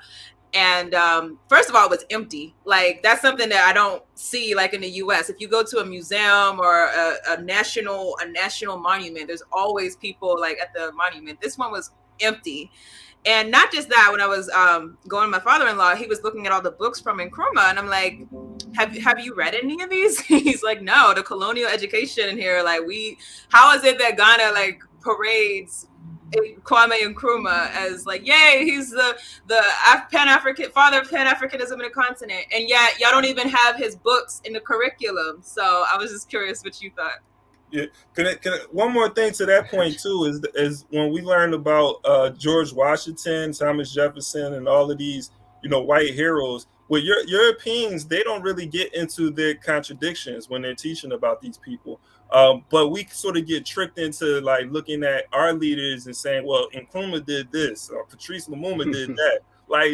Europeans don't do that, Washington was an angel, and so that's something that we can learn from as well.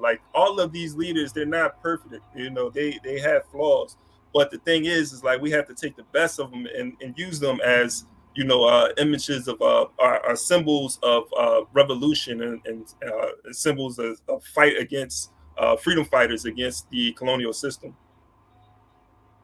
Beautiful. I mean, we're starting from the very basic things to the big picture. And so we are saying, just exactly like you said, we have to start creating those jobs for ourselves. If they would only talk about Nkrumah as uniting Ghana or being the president or brought independence to Ghana and don't even know the resources that Ghana own to create jobs for themselves.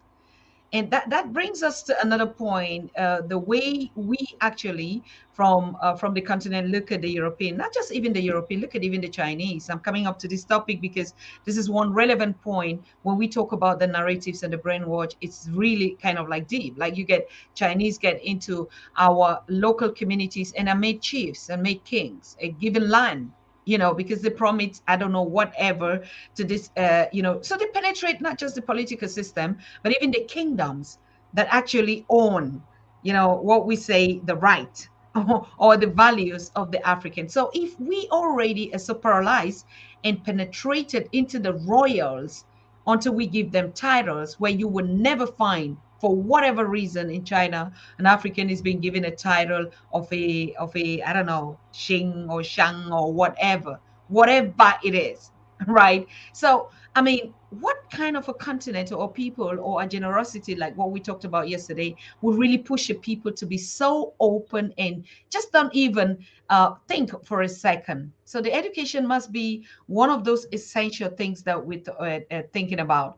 Anyway, before I throw this question to you, I just want to remind you, our visitors or our viewers, or if you're here for the first time, that we're doing kind of starting a project of raising funds for just our girls in the local communities. Of course, we're starting with Sudan, you know, to just give them sanitary part. You can imagine in some rural areas and local communities and villages, girls are still not able to go to school just because they cannot take care of their period or their hygiene. They don't even know it. Some have to stay at home in a week. And when we heard this, our sister or a young YouTuber, also an activist, who also came out and like, please, I just want to help my girls in the local communities in Sudan. And now we're launching that appeal, not just only for Sudan, but for all rural communities. And we see that even in other developed communities like South Africa, we see how villages where, you know, our girls are still not able to take care of their hygiene. So if you are here and you want to support, please just make sure you put out your donation out there. We thank you for all those that have been supporting. Like we say, even before we talk about that unity, let's start by fixing the basic things. Just start by fixing, just stretching out our hands to the minimum that we can. If we can start with this local, small, petty, what we call petty, but for them it's not small challenges. I think that will help enough. So I want to thank all of you. It is going to continue. It's going to be a permanent project on the Pan African Daily, even when we open up, a registration or subscription to our membership for those that will be benefiting from other platforms and platforms that we have for change. We would keep this project like a sustainable project, because we're not just going to do it one time for Sudan and give maybe a $200 or $300 or how much that will come in. But we know and recognize that they are a lot, like in Southern Cameroon, in the bushes, like in Sudan, like in Ethiopia. Most of them that are being affected by these tribal conflicts and wars in Uganda, they are in a hideout. How do they take care of their babies? How do they take care of their hygiene, So we are really focused on the African girl child that cannot be able to just, take care of the basic natural things. These ones are not looking to get luxuries. They don't even know what colonization is all about. They don't understand anything about bad governance. All they want is just take care of a natural process that prepares them into a motherhood. So we appreciate your donation and sharing the link. And we would have Grace come up again before the end of this year, when we would officially have to hand out to her what we were able to raise in this period, but also to take this project further into new year as a permanent project for our girls and their education and whatever we want to support. So yes, back to us. We were talking about those kind of ideologies that we don't even understand, talking about our resources. We never did that history. Even me, I studied on the continent, grown up on the continent. We only learn European history. I mean, it was even difficult for us. We started knowing about really our true values is when we come out here and we start seeing this history out here and like, wait a minute, I grew up in a village. I never knew anything like that. When I heard about developmental aid, Germany particularly giving aid to African countries, I like, I mean, I grew up in a community. I never saw any person or any aid or anybody sponsored us or gave school fees to local communities and take charge of their hospital bills or whatever. So what are you talking about?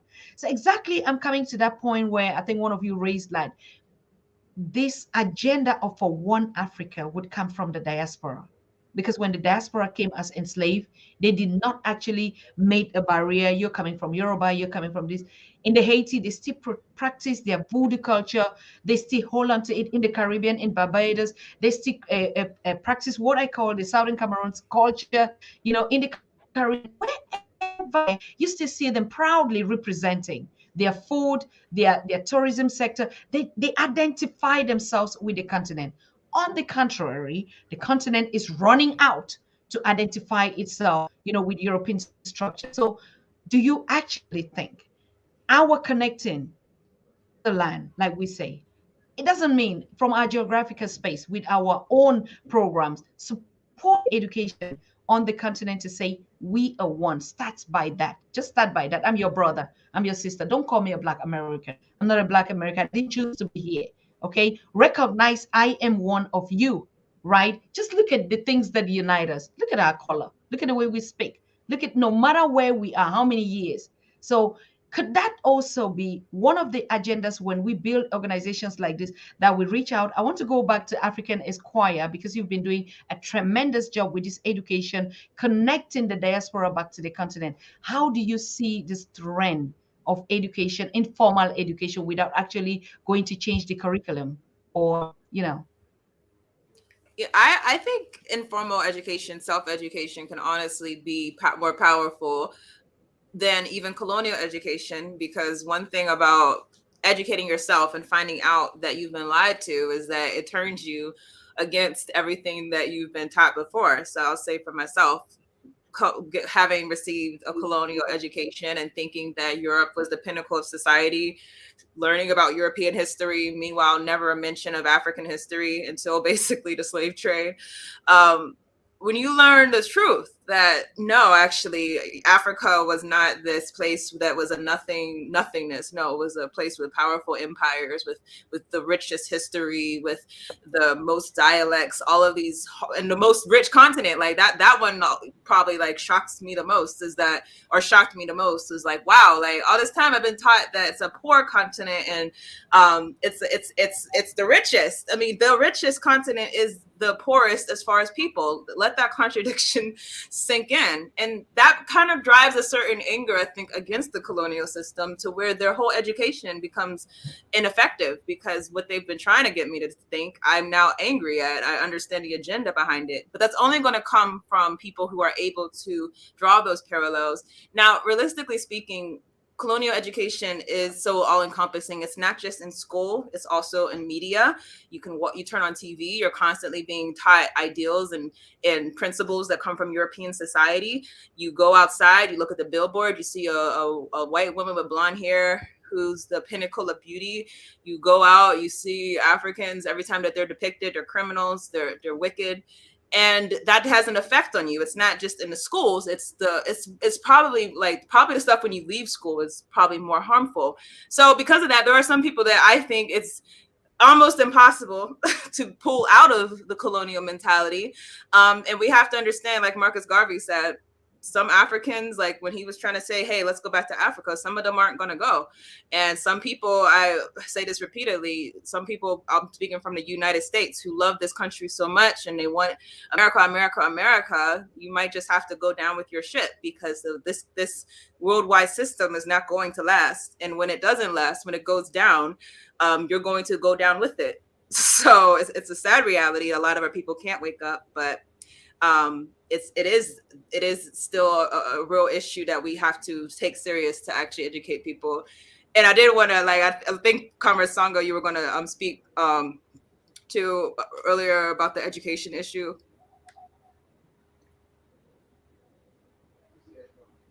Okay, I think he's frozen. I think it's just a delay, maybe a delay. Oh, okay. Yeah, I can, yeah. Yeah, just quickly, I think because actually this question of education now, the thing is, we know what's wrong, and the question as well is now, how do we address it? Because we are not going to wait for the state structures to do that, right? No. And but just how you know exactly how bad is it? You know, like, because at least they know about Nkrumah in Ghana. In Nigeria, most people don't even know about Nkrumah. There's no, you know, and I think a while back Nigeria stopped doing history in school, and when they did used to do it, we found out that Mungo Park discovered River Niger, and I think, you know, that's the same case all over Africa. You know, Hugh Masakela sang about another one. I can't remember his name, but they go around discovering things, and then we get taught that they discovered things, but it's very deliberate. You know, and as Ikemba said, you can talk a long time about it, but you know, you just to understand the connection between colonialism and neocolonialism. Under colonialism, there was only certain kinds of education you could do, and you know, It was to make you become a messenger, a clerk, certain things. And also, what women were not even supposed to have education.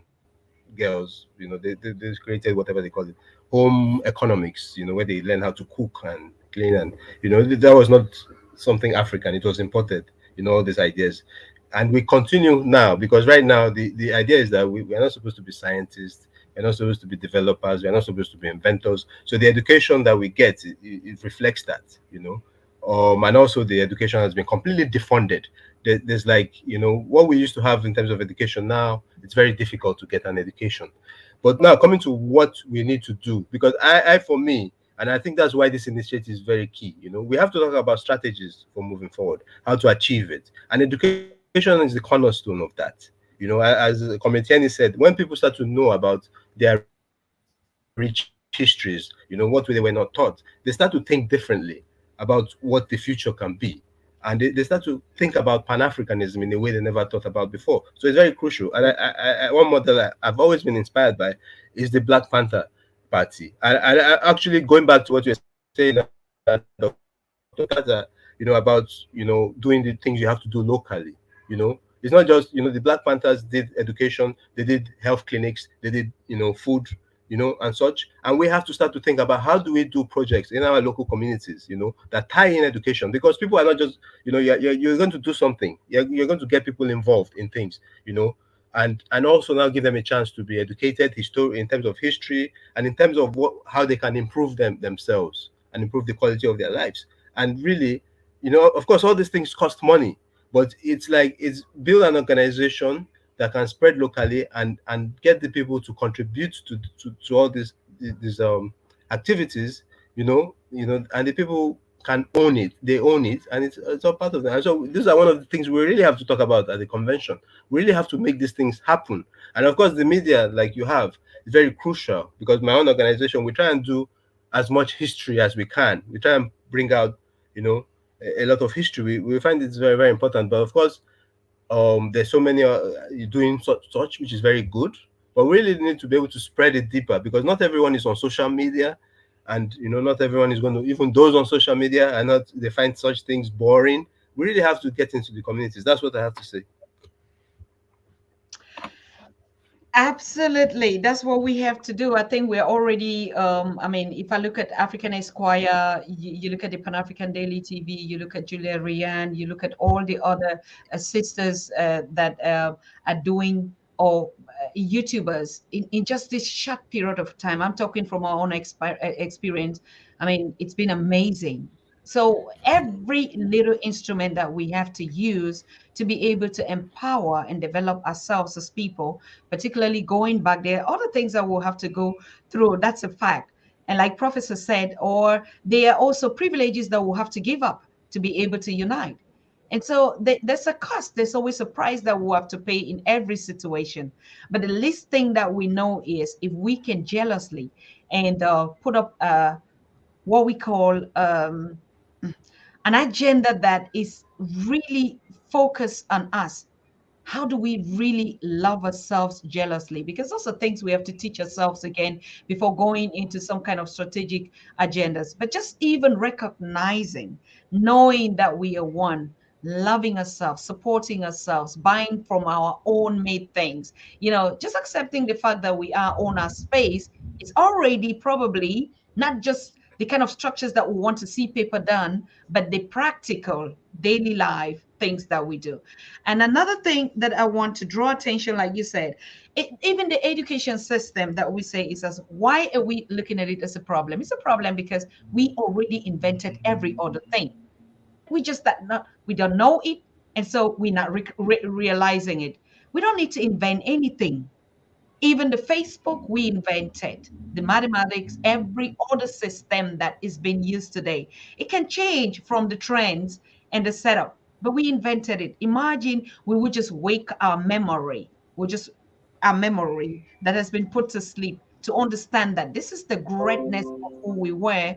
And so we don't even need to learn any other thing. We just have to use what we have been giving. I think that is going to be a very essential point from this conversation. And like I said, I'm going to rebroadcast this conversation again. So I'm giving all of you the last round of appel and really, I mean, push out a communication out there. What is it that you want people to do? Register on this organization, be a part of it, events that are coming up again, you know, and then your own individual programs. So I also like to have each and every one of you privately like to talk about your own work on the ground in Nigeria. I'm very sorry that we couldn't have the brother from South Africa from the Pan-African Congress, but I think we can still have him on that on one-on-one, and even you, Prof. You know, what is your organization actually doing? What are the agendas that you're doing? And then collectively, we all have to be a part of the Africa unity movement for decolonization. I don't think it's something that we have to even select and say, oh, if you want or if you don't want, you meet this. It is a must that all Africans, we already tell you, group yourself, register organizations, and then we have movements like this where we belong. Then we can have a structure and we can organize ourselves much better. So I want to start with Brother Sango from Nigeria. Yeah, I think for us, locally, as you say, and that's why the issue of education actually, we find it quite important. We really think it's essential, raising consciousness and also raising, a new crop of young leaders who can, very important because young people are quite key in all this. So the work we do is essentially try to do as much educational stuff as we can. We do book readings, and we also get engaged in the mass actions against the bad things our government does that affects the people. So we involve in very different agitations about that, which is very essential.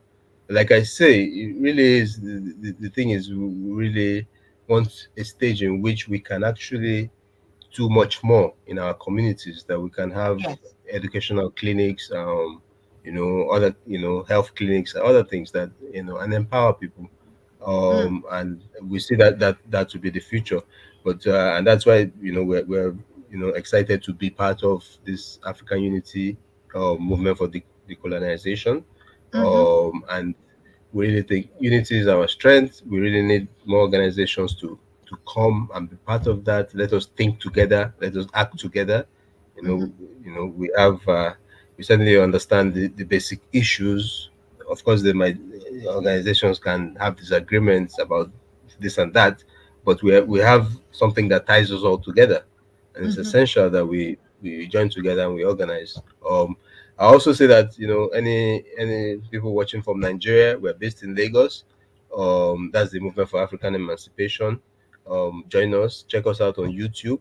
We also use on YouTube MAE, Twitter Arise for Freedom, at Arise for Freedom.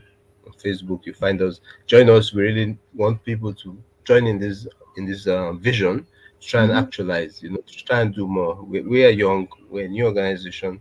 We're still growing. So join us in MAE. Join us in AUMD. That's what I'll say. Thank you. Thank you very much. Professor?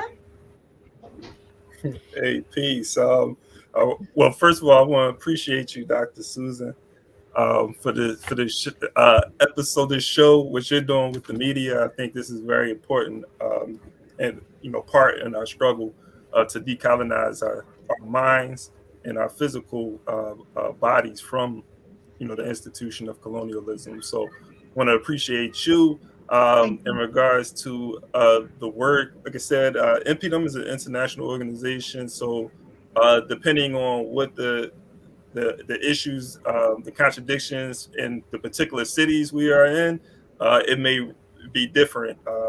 The struggles may range from against police brutality, against trying to get political prisoners released.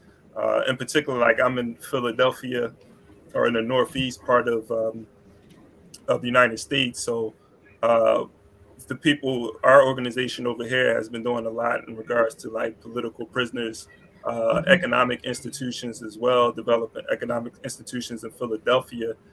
There's the what is called the Uhuru Festival that goes on for about 7 to 8 months. The last one was back in October, where we, work with different Black businesses to get them to not just take money from the community, but find a way to organize. And if we're going to support these Black businesses, then how are these Black businesses giving back to the community and supporting the community? So not getting caught up into, buy Black, but, buy Black for Black power or African power.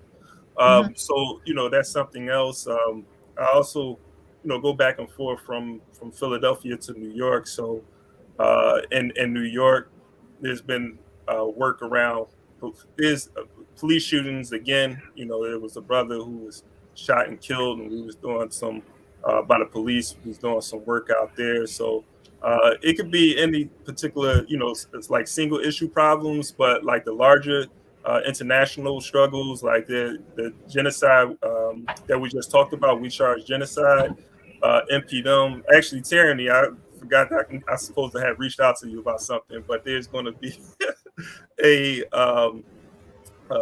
anniversary of that as well, or a program that's raising people's awareness to We Charge Genocide petition. That's going to be coming up December 27th, I believe. But that's an international project that's taking place. So there's a lot going on, but yeah, that's some of the work that NPW is doing. Thank you very much. I mean, of course, sister, you have the last word, but I want to remind the audience that, or on behalf of my audience and the followers, we truly appreciate each and every African that is putting up, a little bit. It doesn't matter. Imagine if we all would gather to do that, to support these organizations, be it with your selfless contribution. I think the organization is not only about money. Of course, we do need money in all these organizations. Let's face the fact. Let's be clear about it. But most of the time, we also need, not in kind, not in cash. Like this organization need volunteers to work. They need skills to be able, to push forward. Just imagine that we never were doing anything like that. Just imagine that we wouldn't have these festivals that are representing our cultures, our indigenous, or that we just even meet, once in a while and hang out, get to know each other. Just imagine for 1 second that we didn't have African Esquire, putting up all these kind of agendas, all the Brother Sango in Nigeria calling up to you. And we know that our young people are busy out there saying we don't have jobs. What if we just come together, create our own institutions, our own jobs? So we're calling on all of you that are watching. I know you watch me all across the globe, and I can see your comments, and even those that are not watching now because of time difference, they are going to watch these conversations again. So please make sure you reach out to all this work. If you lost any of the contacts on them, contact the Pan-African Daily TV, contact the PAT TV that we're going to put you in touch with them. Now, I want to give that special honor to all of you that have been commenting, sharing the comments, and thanking us for every other thing. If you have your own projects that you think you need exposure and that you want to share with the community, please, you know where to find us on the Pan-African Daily TV. So I'll go back to our Queen Tenny. Thank you so very much for your work. And you have the audience because you're the organizer, you're the pilot, you are our voice on which we do really rely. And we appreciate your work. We love you so much. Your energy, your power, you're resilient. That's actually the characteristics that we say. We don't even need to learn anything because we have everything. The Creator gave us the best continent that is so rich, not only under the ground, but even above the ground, our rivers, our energy, our air, our climate. Then talk less about us as a people. So we have everything. And sometimes most of the comments I'm talking to the brothers on the continent say, why do you pray? You don't need to pray, because each time you go on and say, oh, Jesus, God is just asking you, didn't I give you everything? What else do you want me to give you? I've given you the richest continent. I've given you, the most wealthiest, the most intelligent, creative mind. You are still the youngest in terms of everything. 60% of your land is still untouched. What are you praying for? What should I give to you? I think that's the word that we're asking our people. Please, you don't need to pray for anything. If the creator gave any people something, it was the African, gave you everything. So look into it, tap into it, and unite and connect. Queen, over to you. Thank you again so much, Dr. Tata. I appreciate every single time we come on. We always have a great conversation. And thank you to the audience. And thank you to my brothers who are here. And also those who are organizing with us. You know, I want to emphasize that whenever you're reaching out to different organizations, you don't know whether or not they're going to be able to get on board. And frankly, there's a lot of organizations that didn't get back, or some organizations that started and then eventually fell off. And so, certainly, these two brothers and also Comrade Jackie from Pan-African Congress and so many others have been with us. First, I just want to emphasize, so there's a declaration that we released again last Friday. You could please read the entire declaration. It's actually posted on our Twitter. Again, that's at Decolonization. You'll see it posted in a link or in a pinned comment. That breaks down the argument for colonialism. It breaks down what colonialism is as we deal with it today, not focused on the past, but focused on today. And also it focuses on the legal arguments against the system of colonialism. And then you get to hear from the different brothers and sisters who talk about their experiences living in colonized countries, whether you're in the US, whether you're in the continent, wherever you are. We try to give a broad perspective. And so that will really, I think, set your mind as far as what the convention is going to be about. Also, at the end of the declaration, you get to see a lot of corporations listed, countries listed for their crimes. It's not all encompassing, but it's what we could gather as far as information at the time. And hopefully in future, we'll add to the list of corporations that are guilty of colonialism, and we'll add to the atrocities in some countries and things like that. So yes, please read that, and that will help you understand what we're going to be doing at this convention. As far as the convention, I say Dr. Tata posted the link inside of the chat. Please register. Again, if you register before January 17th, you get a $10 discount. We try to make it as inexpensive as possible. It's only $15 if you're in the continent or in the global south, and $25 if you are in the global north, so US, Europe. Again, our email is aumd1884@gmail.com. If you're an organization and you want to join the collective, please reach out to us. Again, our Facebook at AUMD1884. And I think that's all. I'm trying to remember. I think there was something else that I wanted to mention. Yeah, I think that's it. So just thank you again, Dr. Tata, and I really appreciate you. I appreciate the audience and appreciate my comrades who have stuck with me all this time. And we're going to go forward and make sure that we're sounding that alarm, because we're in a state of emergency, regardless of if we realize it or not. And we have to start acting like this is an emergency instead of business as usual. Absolute.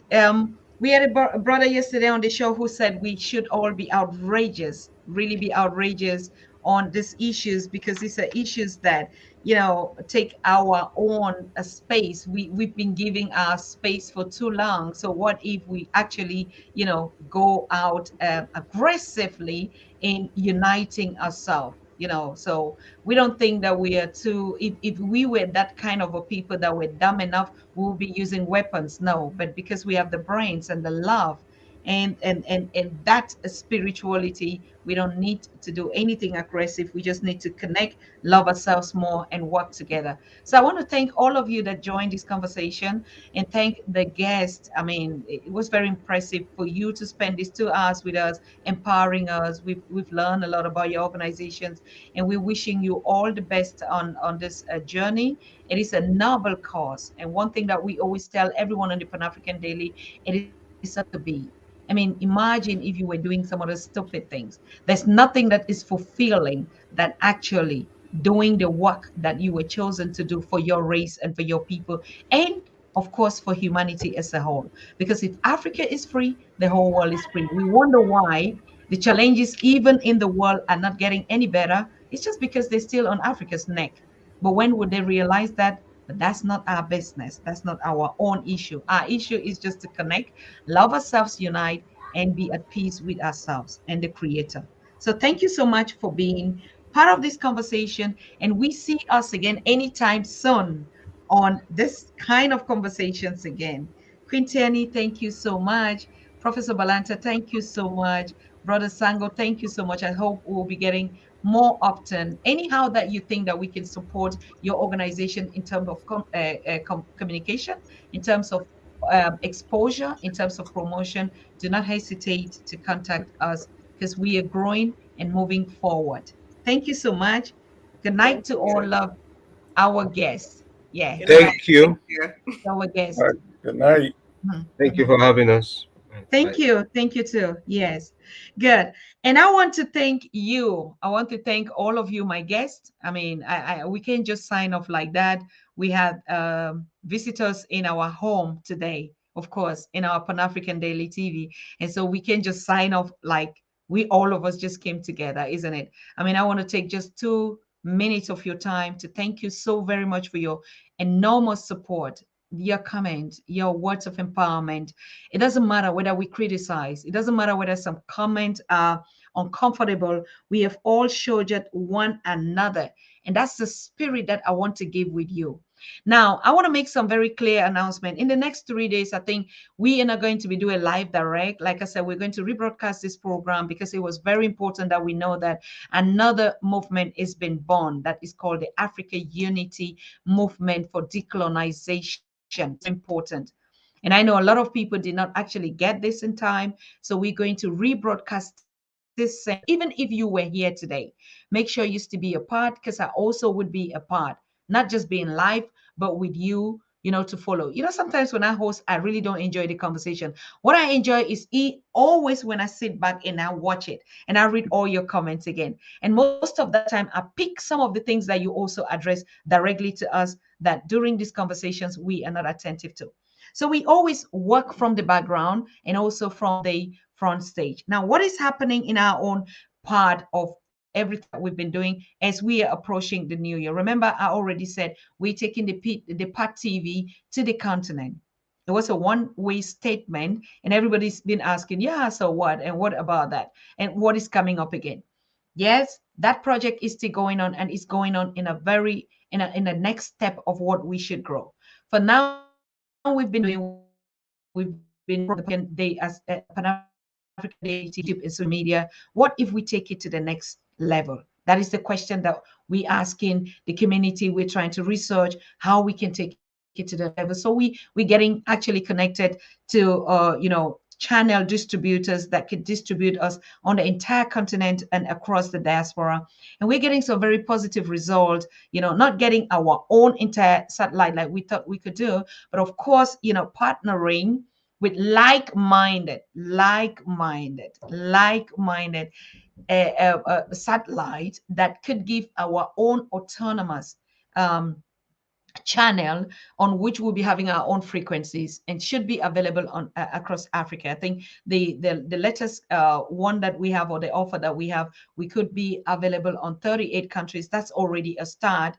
Middle East is not yet included, but we can work towards that goal. Okay, so those are some of the things that we've been so concerned about. Why should we have a PAT TV? We should have a PAT TV because we have a lot. Like I can say, if we go even on the guests that we're supposed to host, we still have more than 150 guests that we never have been able to reach out to give them the platform because of one reason or the other. Number one, we need to host a 24/7 project. If we have to take the media, if we have to take our conversation, if we have to take our stories, to another level, then we should operate as one. I mean, of course, gathering us here has been the greatest project that we've done, and we're also going to continue to do that. That's not taking it apart. But of course, there's some key points an extra channel where people actually could tune in and be focused. And so we can do a lot of things. Like we're talking about education. We have a lot of projects that we're about funding. We have, I don't know, trainings. We have I love intermarriage programs. We have challenges that we have to come up with. We have Pan-African quiz. We have everything from Pan-Africanism A to Z. How are we going to realize all this project? if we actually don't move up to the next level where we can run a 24/7 a PAT TV channel with all, and then we can have a lot of moderators, and so we create those jobs and enterprises for our own selves. Okay, so those are the deliberations on things that we're working on. Next on our agenda, you know about the conference in Africa that we created, a live streaming app that connects Africans also worldwide, telephone calls, video calls, exactly, webinars and seminars and stuff like that. That project also has been completed, but we're still waiting for Apple users, you know, and that's one of the things that they never would give us everything completely. You know, they're going to give just one and they keep acting games. Oh, correct this, we've corrected everything. Actually, as a matter of fact, it's done. But what is it that we're still not operating on iOS? That's also another story. But like I can say, we're not going to wait until we build the complete house before we start operating, isn't it? So I'm calling on all of you to go on www.conferencing.com. You can already sign up and start enjoying hosting your meetings. Be aware the server is our own, okay? And it hosts unlimited participation in meetings. It has the same features and webinars like the Zoom, the Skype, the WhatsApp, and everything, and even more better. Okay, so yes, we already have a lot, more than 500 Africans, even though we've not been so much on the communication, that are already using that platform. Make sure you get connected. For Android users, you can download the app. It's already available. It's called Conferencing, live conferencing, with not a G, but Conferencing Africa. Okay. So that's the next project that you heard us talking about it. And like I said, we are still on the fundraising for our sanitary pad for our girls. Really, that's one of the things that we want to build an institution on, how to build our youth, educate them in everything. It's not just, you know, holding this conversation. We also want to get active, even though we're representing the voices. And so what? We're not just going to sit here 24/7 and talk only about projects, but we also have to be active on the ground. And so we're still looking at COVID. Is not acting friendly, as you all know. It's not acting, the different variations are still coming. So the mobility issue that we thought in the beginning, you know, relocating the PAT TV to the continent by the beginning of next year, we have to look at how the COVID and the restrictions and you know, is happening. I mean, eventually we thought about Ghana as a global office, and of course, the Southern Cameroons is hosting the headquarters. But look at the way situations are uprising, and so yes, we're still looking, we're still weighing, but it's all dependent on us, right? It's not like me taking that decision. So if you have a better option that you say, okay, we can also engage in this, please make sure you drop us an email. Good. And another thing that I want to thank you, the donors and the volunteers. I truly do know, Nation knows it, all of us, the small team that we're representing, that a lot of people, a lot of all of you have been reaching out to us. You want to help, you want to volunteer, you want to support. I know all that. And believe me, it's not that we are lazy. Believe me, it's not that we are not aware of the fact that you really just want to do something, but just be patient a little bit. Let us put those structures. We have built the platforms. We have a couple of platforms that are running, but we just need to put the easy structures into it. Okay. And because we all volunteering for the past 20 years, we've been doing that. You know, sometimes it's really difficult when you just volunteer. And that's why we have to take the PAT TV to another level where people actually can subscribe. And that subscription is going to help us create these jobs. It's going to help us run this PAT TV. It's going to help us connect Africans worldwide. Imagine talking and not really trying to do something. That is not African, not at all. Okay, we are known to talk and do. And this is our time. So I don't know if I left any other thing.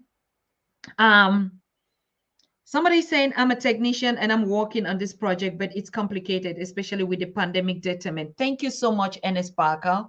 You are really a true replica of what I say. I think maybe if some other people will share their experience, they can understand that sometimes we just don't talk. We put projects and then you see the systematic, what we're talking about, put their own agendas. And so you have to pull back. You have to readjust. You have to look into other modalities. You have to think, is it really right? What am I doing now? Particularly the restriction in movement. What is it that we really we really can do now. That's why we're using just what we have. Connecting ourselves digitally is still making that change that we need. And it doesn't matter what kind of systems, what kind of modalities. The most important thing is keeping us connected in one medium or the other. This is even better than not even meeting at all. Imagine when we are absent from PAT TV just for a day or two, we feel the impact as a team itself. We feel the impact. We feel the voices of, we feel as if something has been cut away from us. That's how serious it is. So it's just more than coming here, hosting this conversation. It's really, we're bleeding for the change of our people, of ourselves. We're more concerned about the healing that we all need. We're more concerned that there have to be a lot of families that are getting together, that are getting connected and getting married and bringing up, offsprings for the African people. We're more concerned about our incarcerated, be them in the Americas or on the continent or in the Caribbean or anywhere. An African that has been incarcerated unjustly or unjustly for whatever reason, we all share their pain. So why do we start by disconnecting and uniting? We have a lot of work to do, and PAT TV could be also one of that contributor that would change a lot in terms of giving a platform to voices and exposure and creating awareness and conversations like that. Of course, we need to train a lot. Like I said, we'll be needing a team that would have to set the whole platform with us. And we need, to have your support. If you're an audiovisual, we need to start reproducing all the conversations. We've hosted more than 1,000 of them. Now we need to chop all these things and put them into news and content that we could run the 24/7. Are you an editor?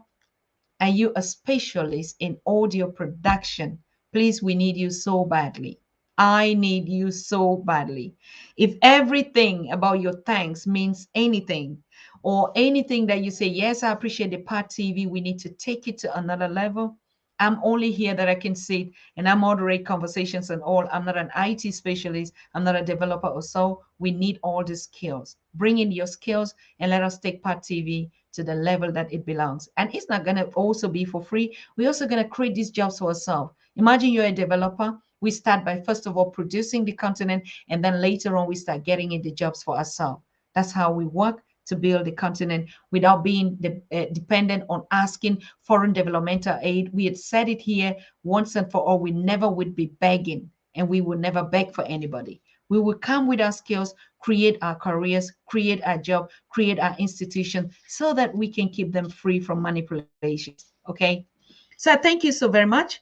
Thank you, thank you, thank you. I already know a couple of people that reach out to me and say, yes, we will do it. We will do it. Please just open up the membership for PAT TV. We would contribute monthly. We would contribute to build our own. And some other person also proposed, what if we all come in like investors? Like say, yes, people bring in a couple of amount of money, but we know we're working on the same objective. Then I said, we would think about that. But what we thought about that last night was like, yes, you can come in like an investor, but you know what? Because we're building a developmental community project, a community media. It's not a mainstream media.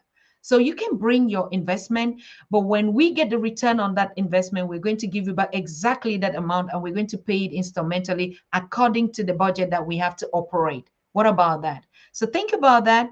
Get in contact with me, reach out to us, and let us get PAT TV on another level, on another bigger level. So we must have said we're not gathering here every night and just talking. We have made a step, and we are all part of it. I want Sister Cheryl to get into contact with us. I want Sister Kalena is already in contact with us. And all of you that say, yes, we want to get engaged in these projects, particularly the sanitary part projects, the fundings, it's not going to stop. Even if we do the ones that we're doing for December, doesn't matter how much, but we're going to keep it rolling. Okay. So thank you. Thank you so much. Do not forget to subscribe, of course, if you're here for the first time. Do not forget to subscribe. I think we're fast approaching 50,000, which is a very, very big applause for us. And we had this again that this month we had more than, I think, 6.2 million views on our channel just this month. I'll share that with you and to thank you all. If you don't watch, we're not going to get these views. And it's not just watching, but it's educating. Imagine that we have educated 6.2 million Africans across just in a month. So imagine what a PAT TV would do to our whole continent and our people. So thank you so very much, my brothers and sisters and my family. Like I said, I'm so sorry we're going to rebroadcast this program. We're also going to rebroadcast a conversation with King Maponga. We're going to rebroadcast another one. So definitely we'll be live again on Monday or Sunday. But just keep in touch. And I'm watching you, and we are us together. Like I said, it's not a celebration. We don't celebrate any other thing, right? But we just want to put these structures that we're talking about before December 31st so that we can take PAT TV to the level which it belongs. Yes. Thank you. And good night. Yes, Collie Girl, thank you. Johnny Boy, thank you. All of you. King of Kampala, thank you so very much. I know Ibrahim, how do you say love and respect?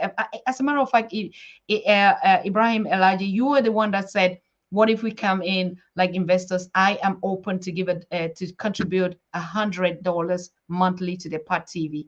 Thank you so very much for that approach. I really appreciate you. And I know a lot of you would do the same. Yes. Amanda Walker said, I will watch again. Please do. That's what I'm saying. What will we be doing even on a Friday evening? Okay. I just have a meeting that we're putting on the strategy for the PAT TV. And we're talking to, like Galaxy channels that are out there. They want to give us a part of their channel. And we're trying to negotiate all that. That's the reason why I would not be live tomorrow, Saturday and Sunday. Apart from that, I would be live with you. Okay. So, but please make sure you watch. And as Parker said, everything done in the house, keep our media secure. Of course, that's why we need to be on our own channel, isn't it? How can we secure this? It doesn't mean whether we say we have a million even subscribers, we're still operating on YouTube's channel and they can decide to bring it down. We've seen people that have owned, millions of followers in one day, they just bring it down. Anybody can choose to do anything that they want to do with you. Hey, we all know that. And it's not something like we are hiding. We're not hiding anything. No, our people are suffering. Our people are dying. We need our own media where we create our own. And we're going to create more than 500 to 1,000 jobs only with the PAT TV. Can you imagine? Can you imagine that? That's too much. And imagine in the next 3 years, we say we want to create 1 million jobs for young people, just reporting and creating content. We also have the daily news, which is like a magazine where they reproduce all our stories. So we have the platforms. What are we waiting for? We have to come together. If you want to be an investor, like you say, bring in any amount. You want to be a contributor, but every one of us will have to subscribe, to keep the channel running. Thank you so very much. We see ourselves tomorrow. Tuko pamoja.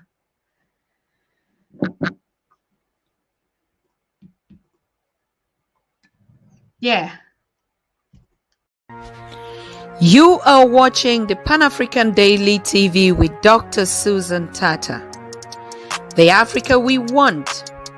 Unity, consciousness, our culture, our spirituality, our history. One Africa for Africans worldwide. Motherland's calling its diaspora home. Join my voice. Join my team. Join my campaign. Campaign 21 # 1 million subscribers on the Pan-African Daily TV YouTube. Be a volunteer. Apply now. Be the new Africa.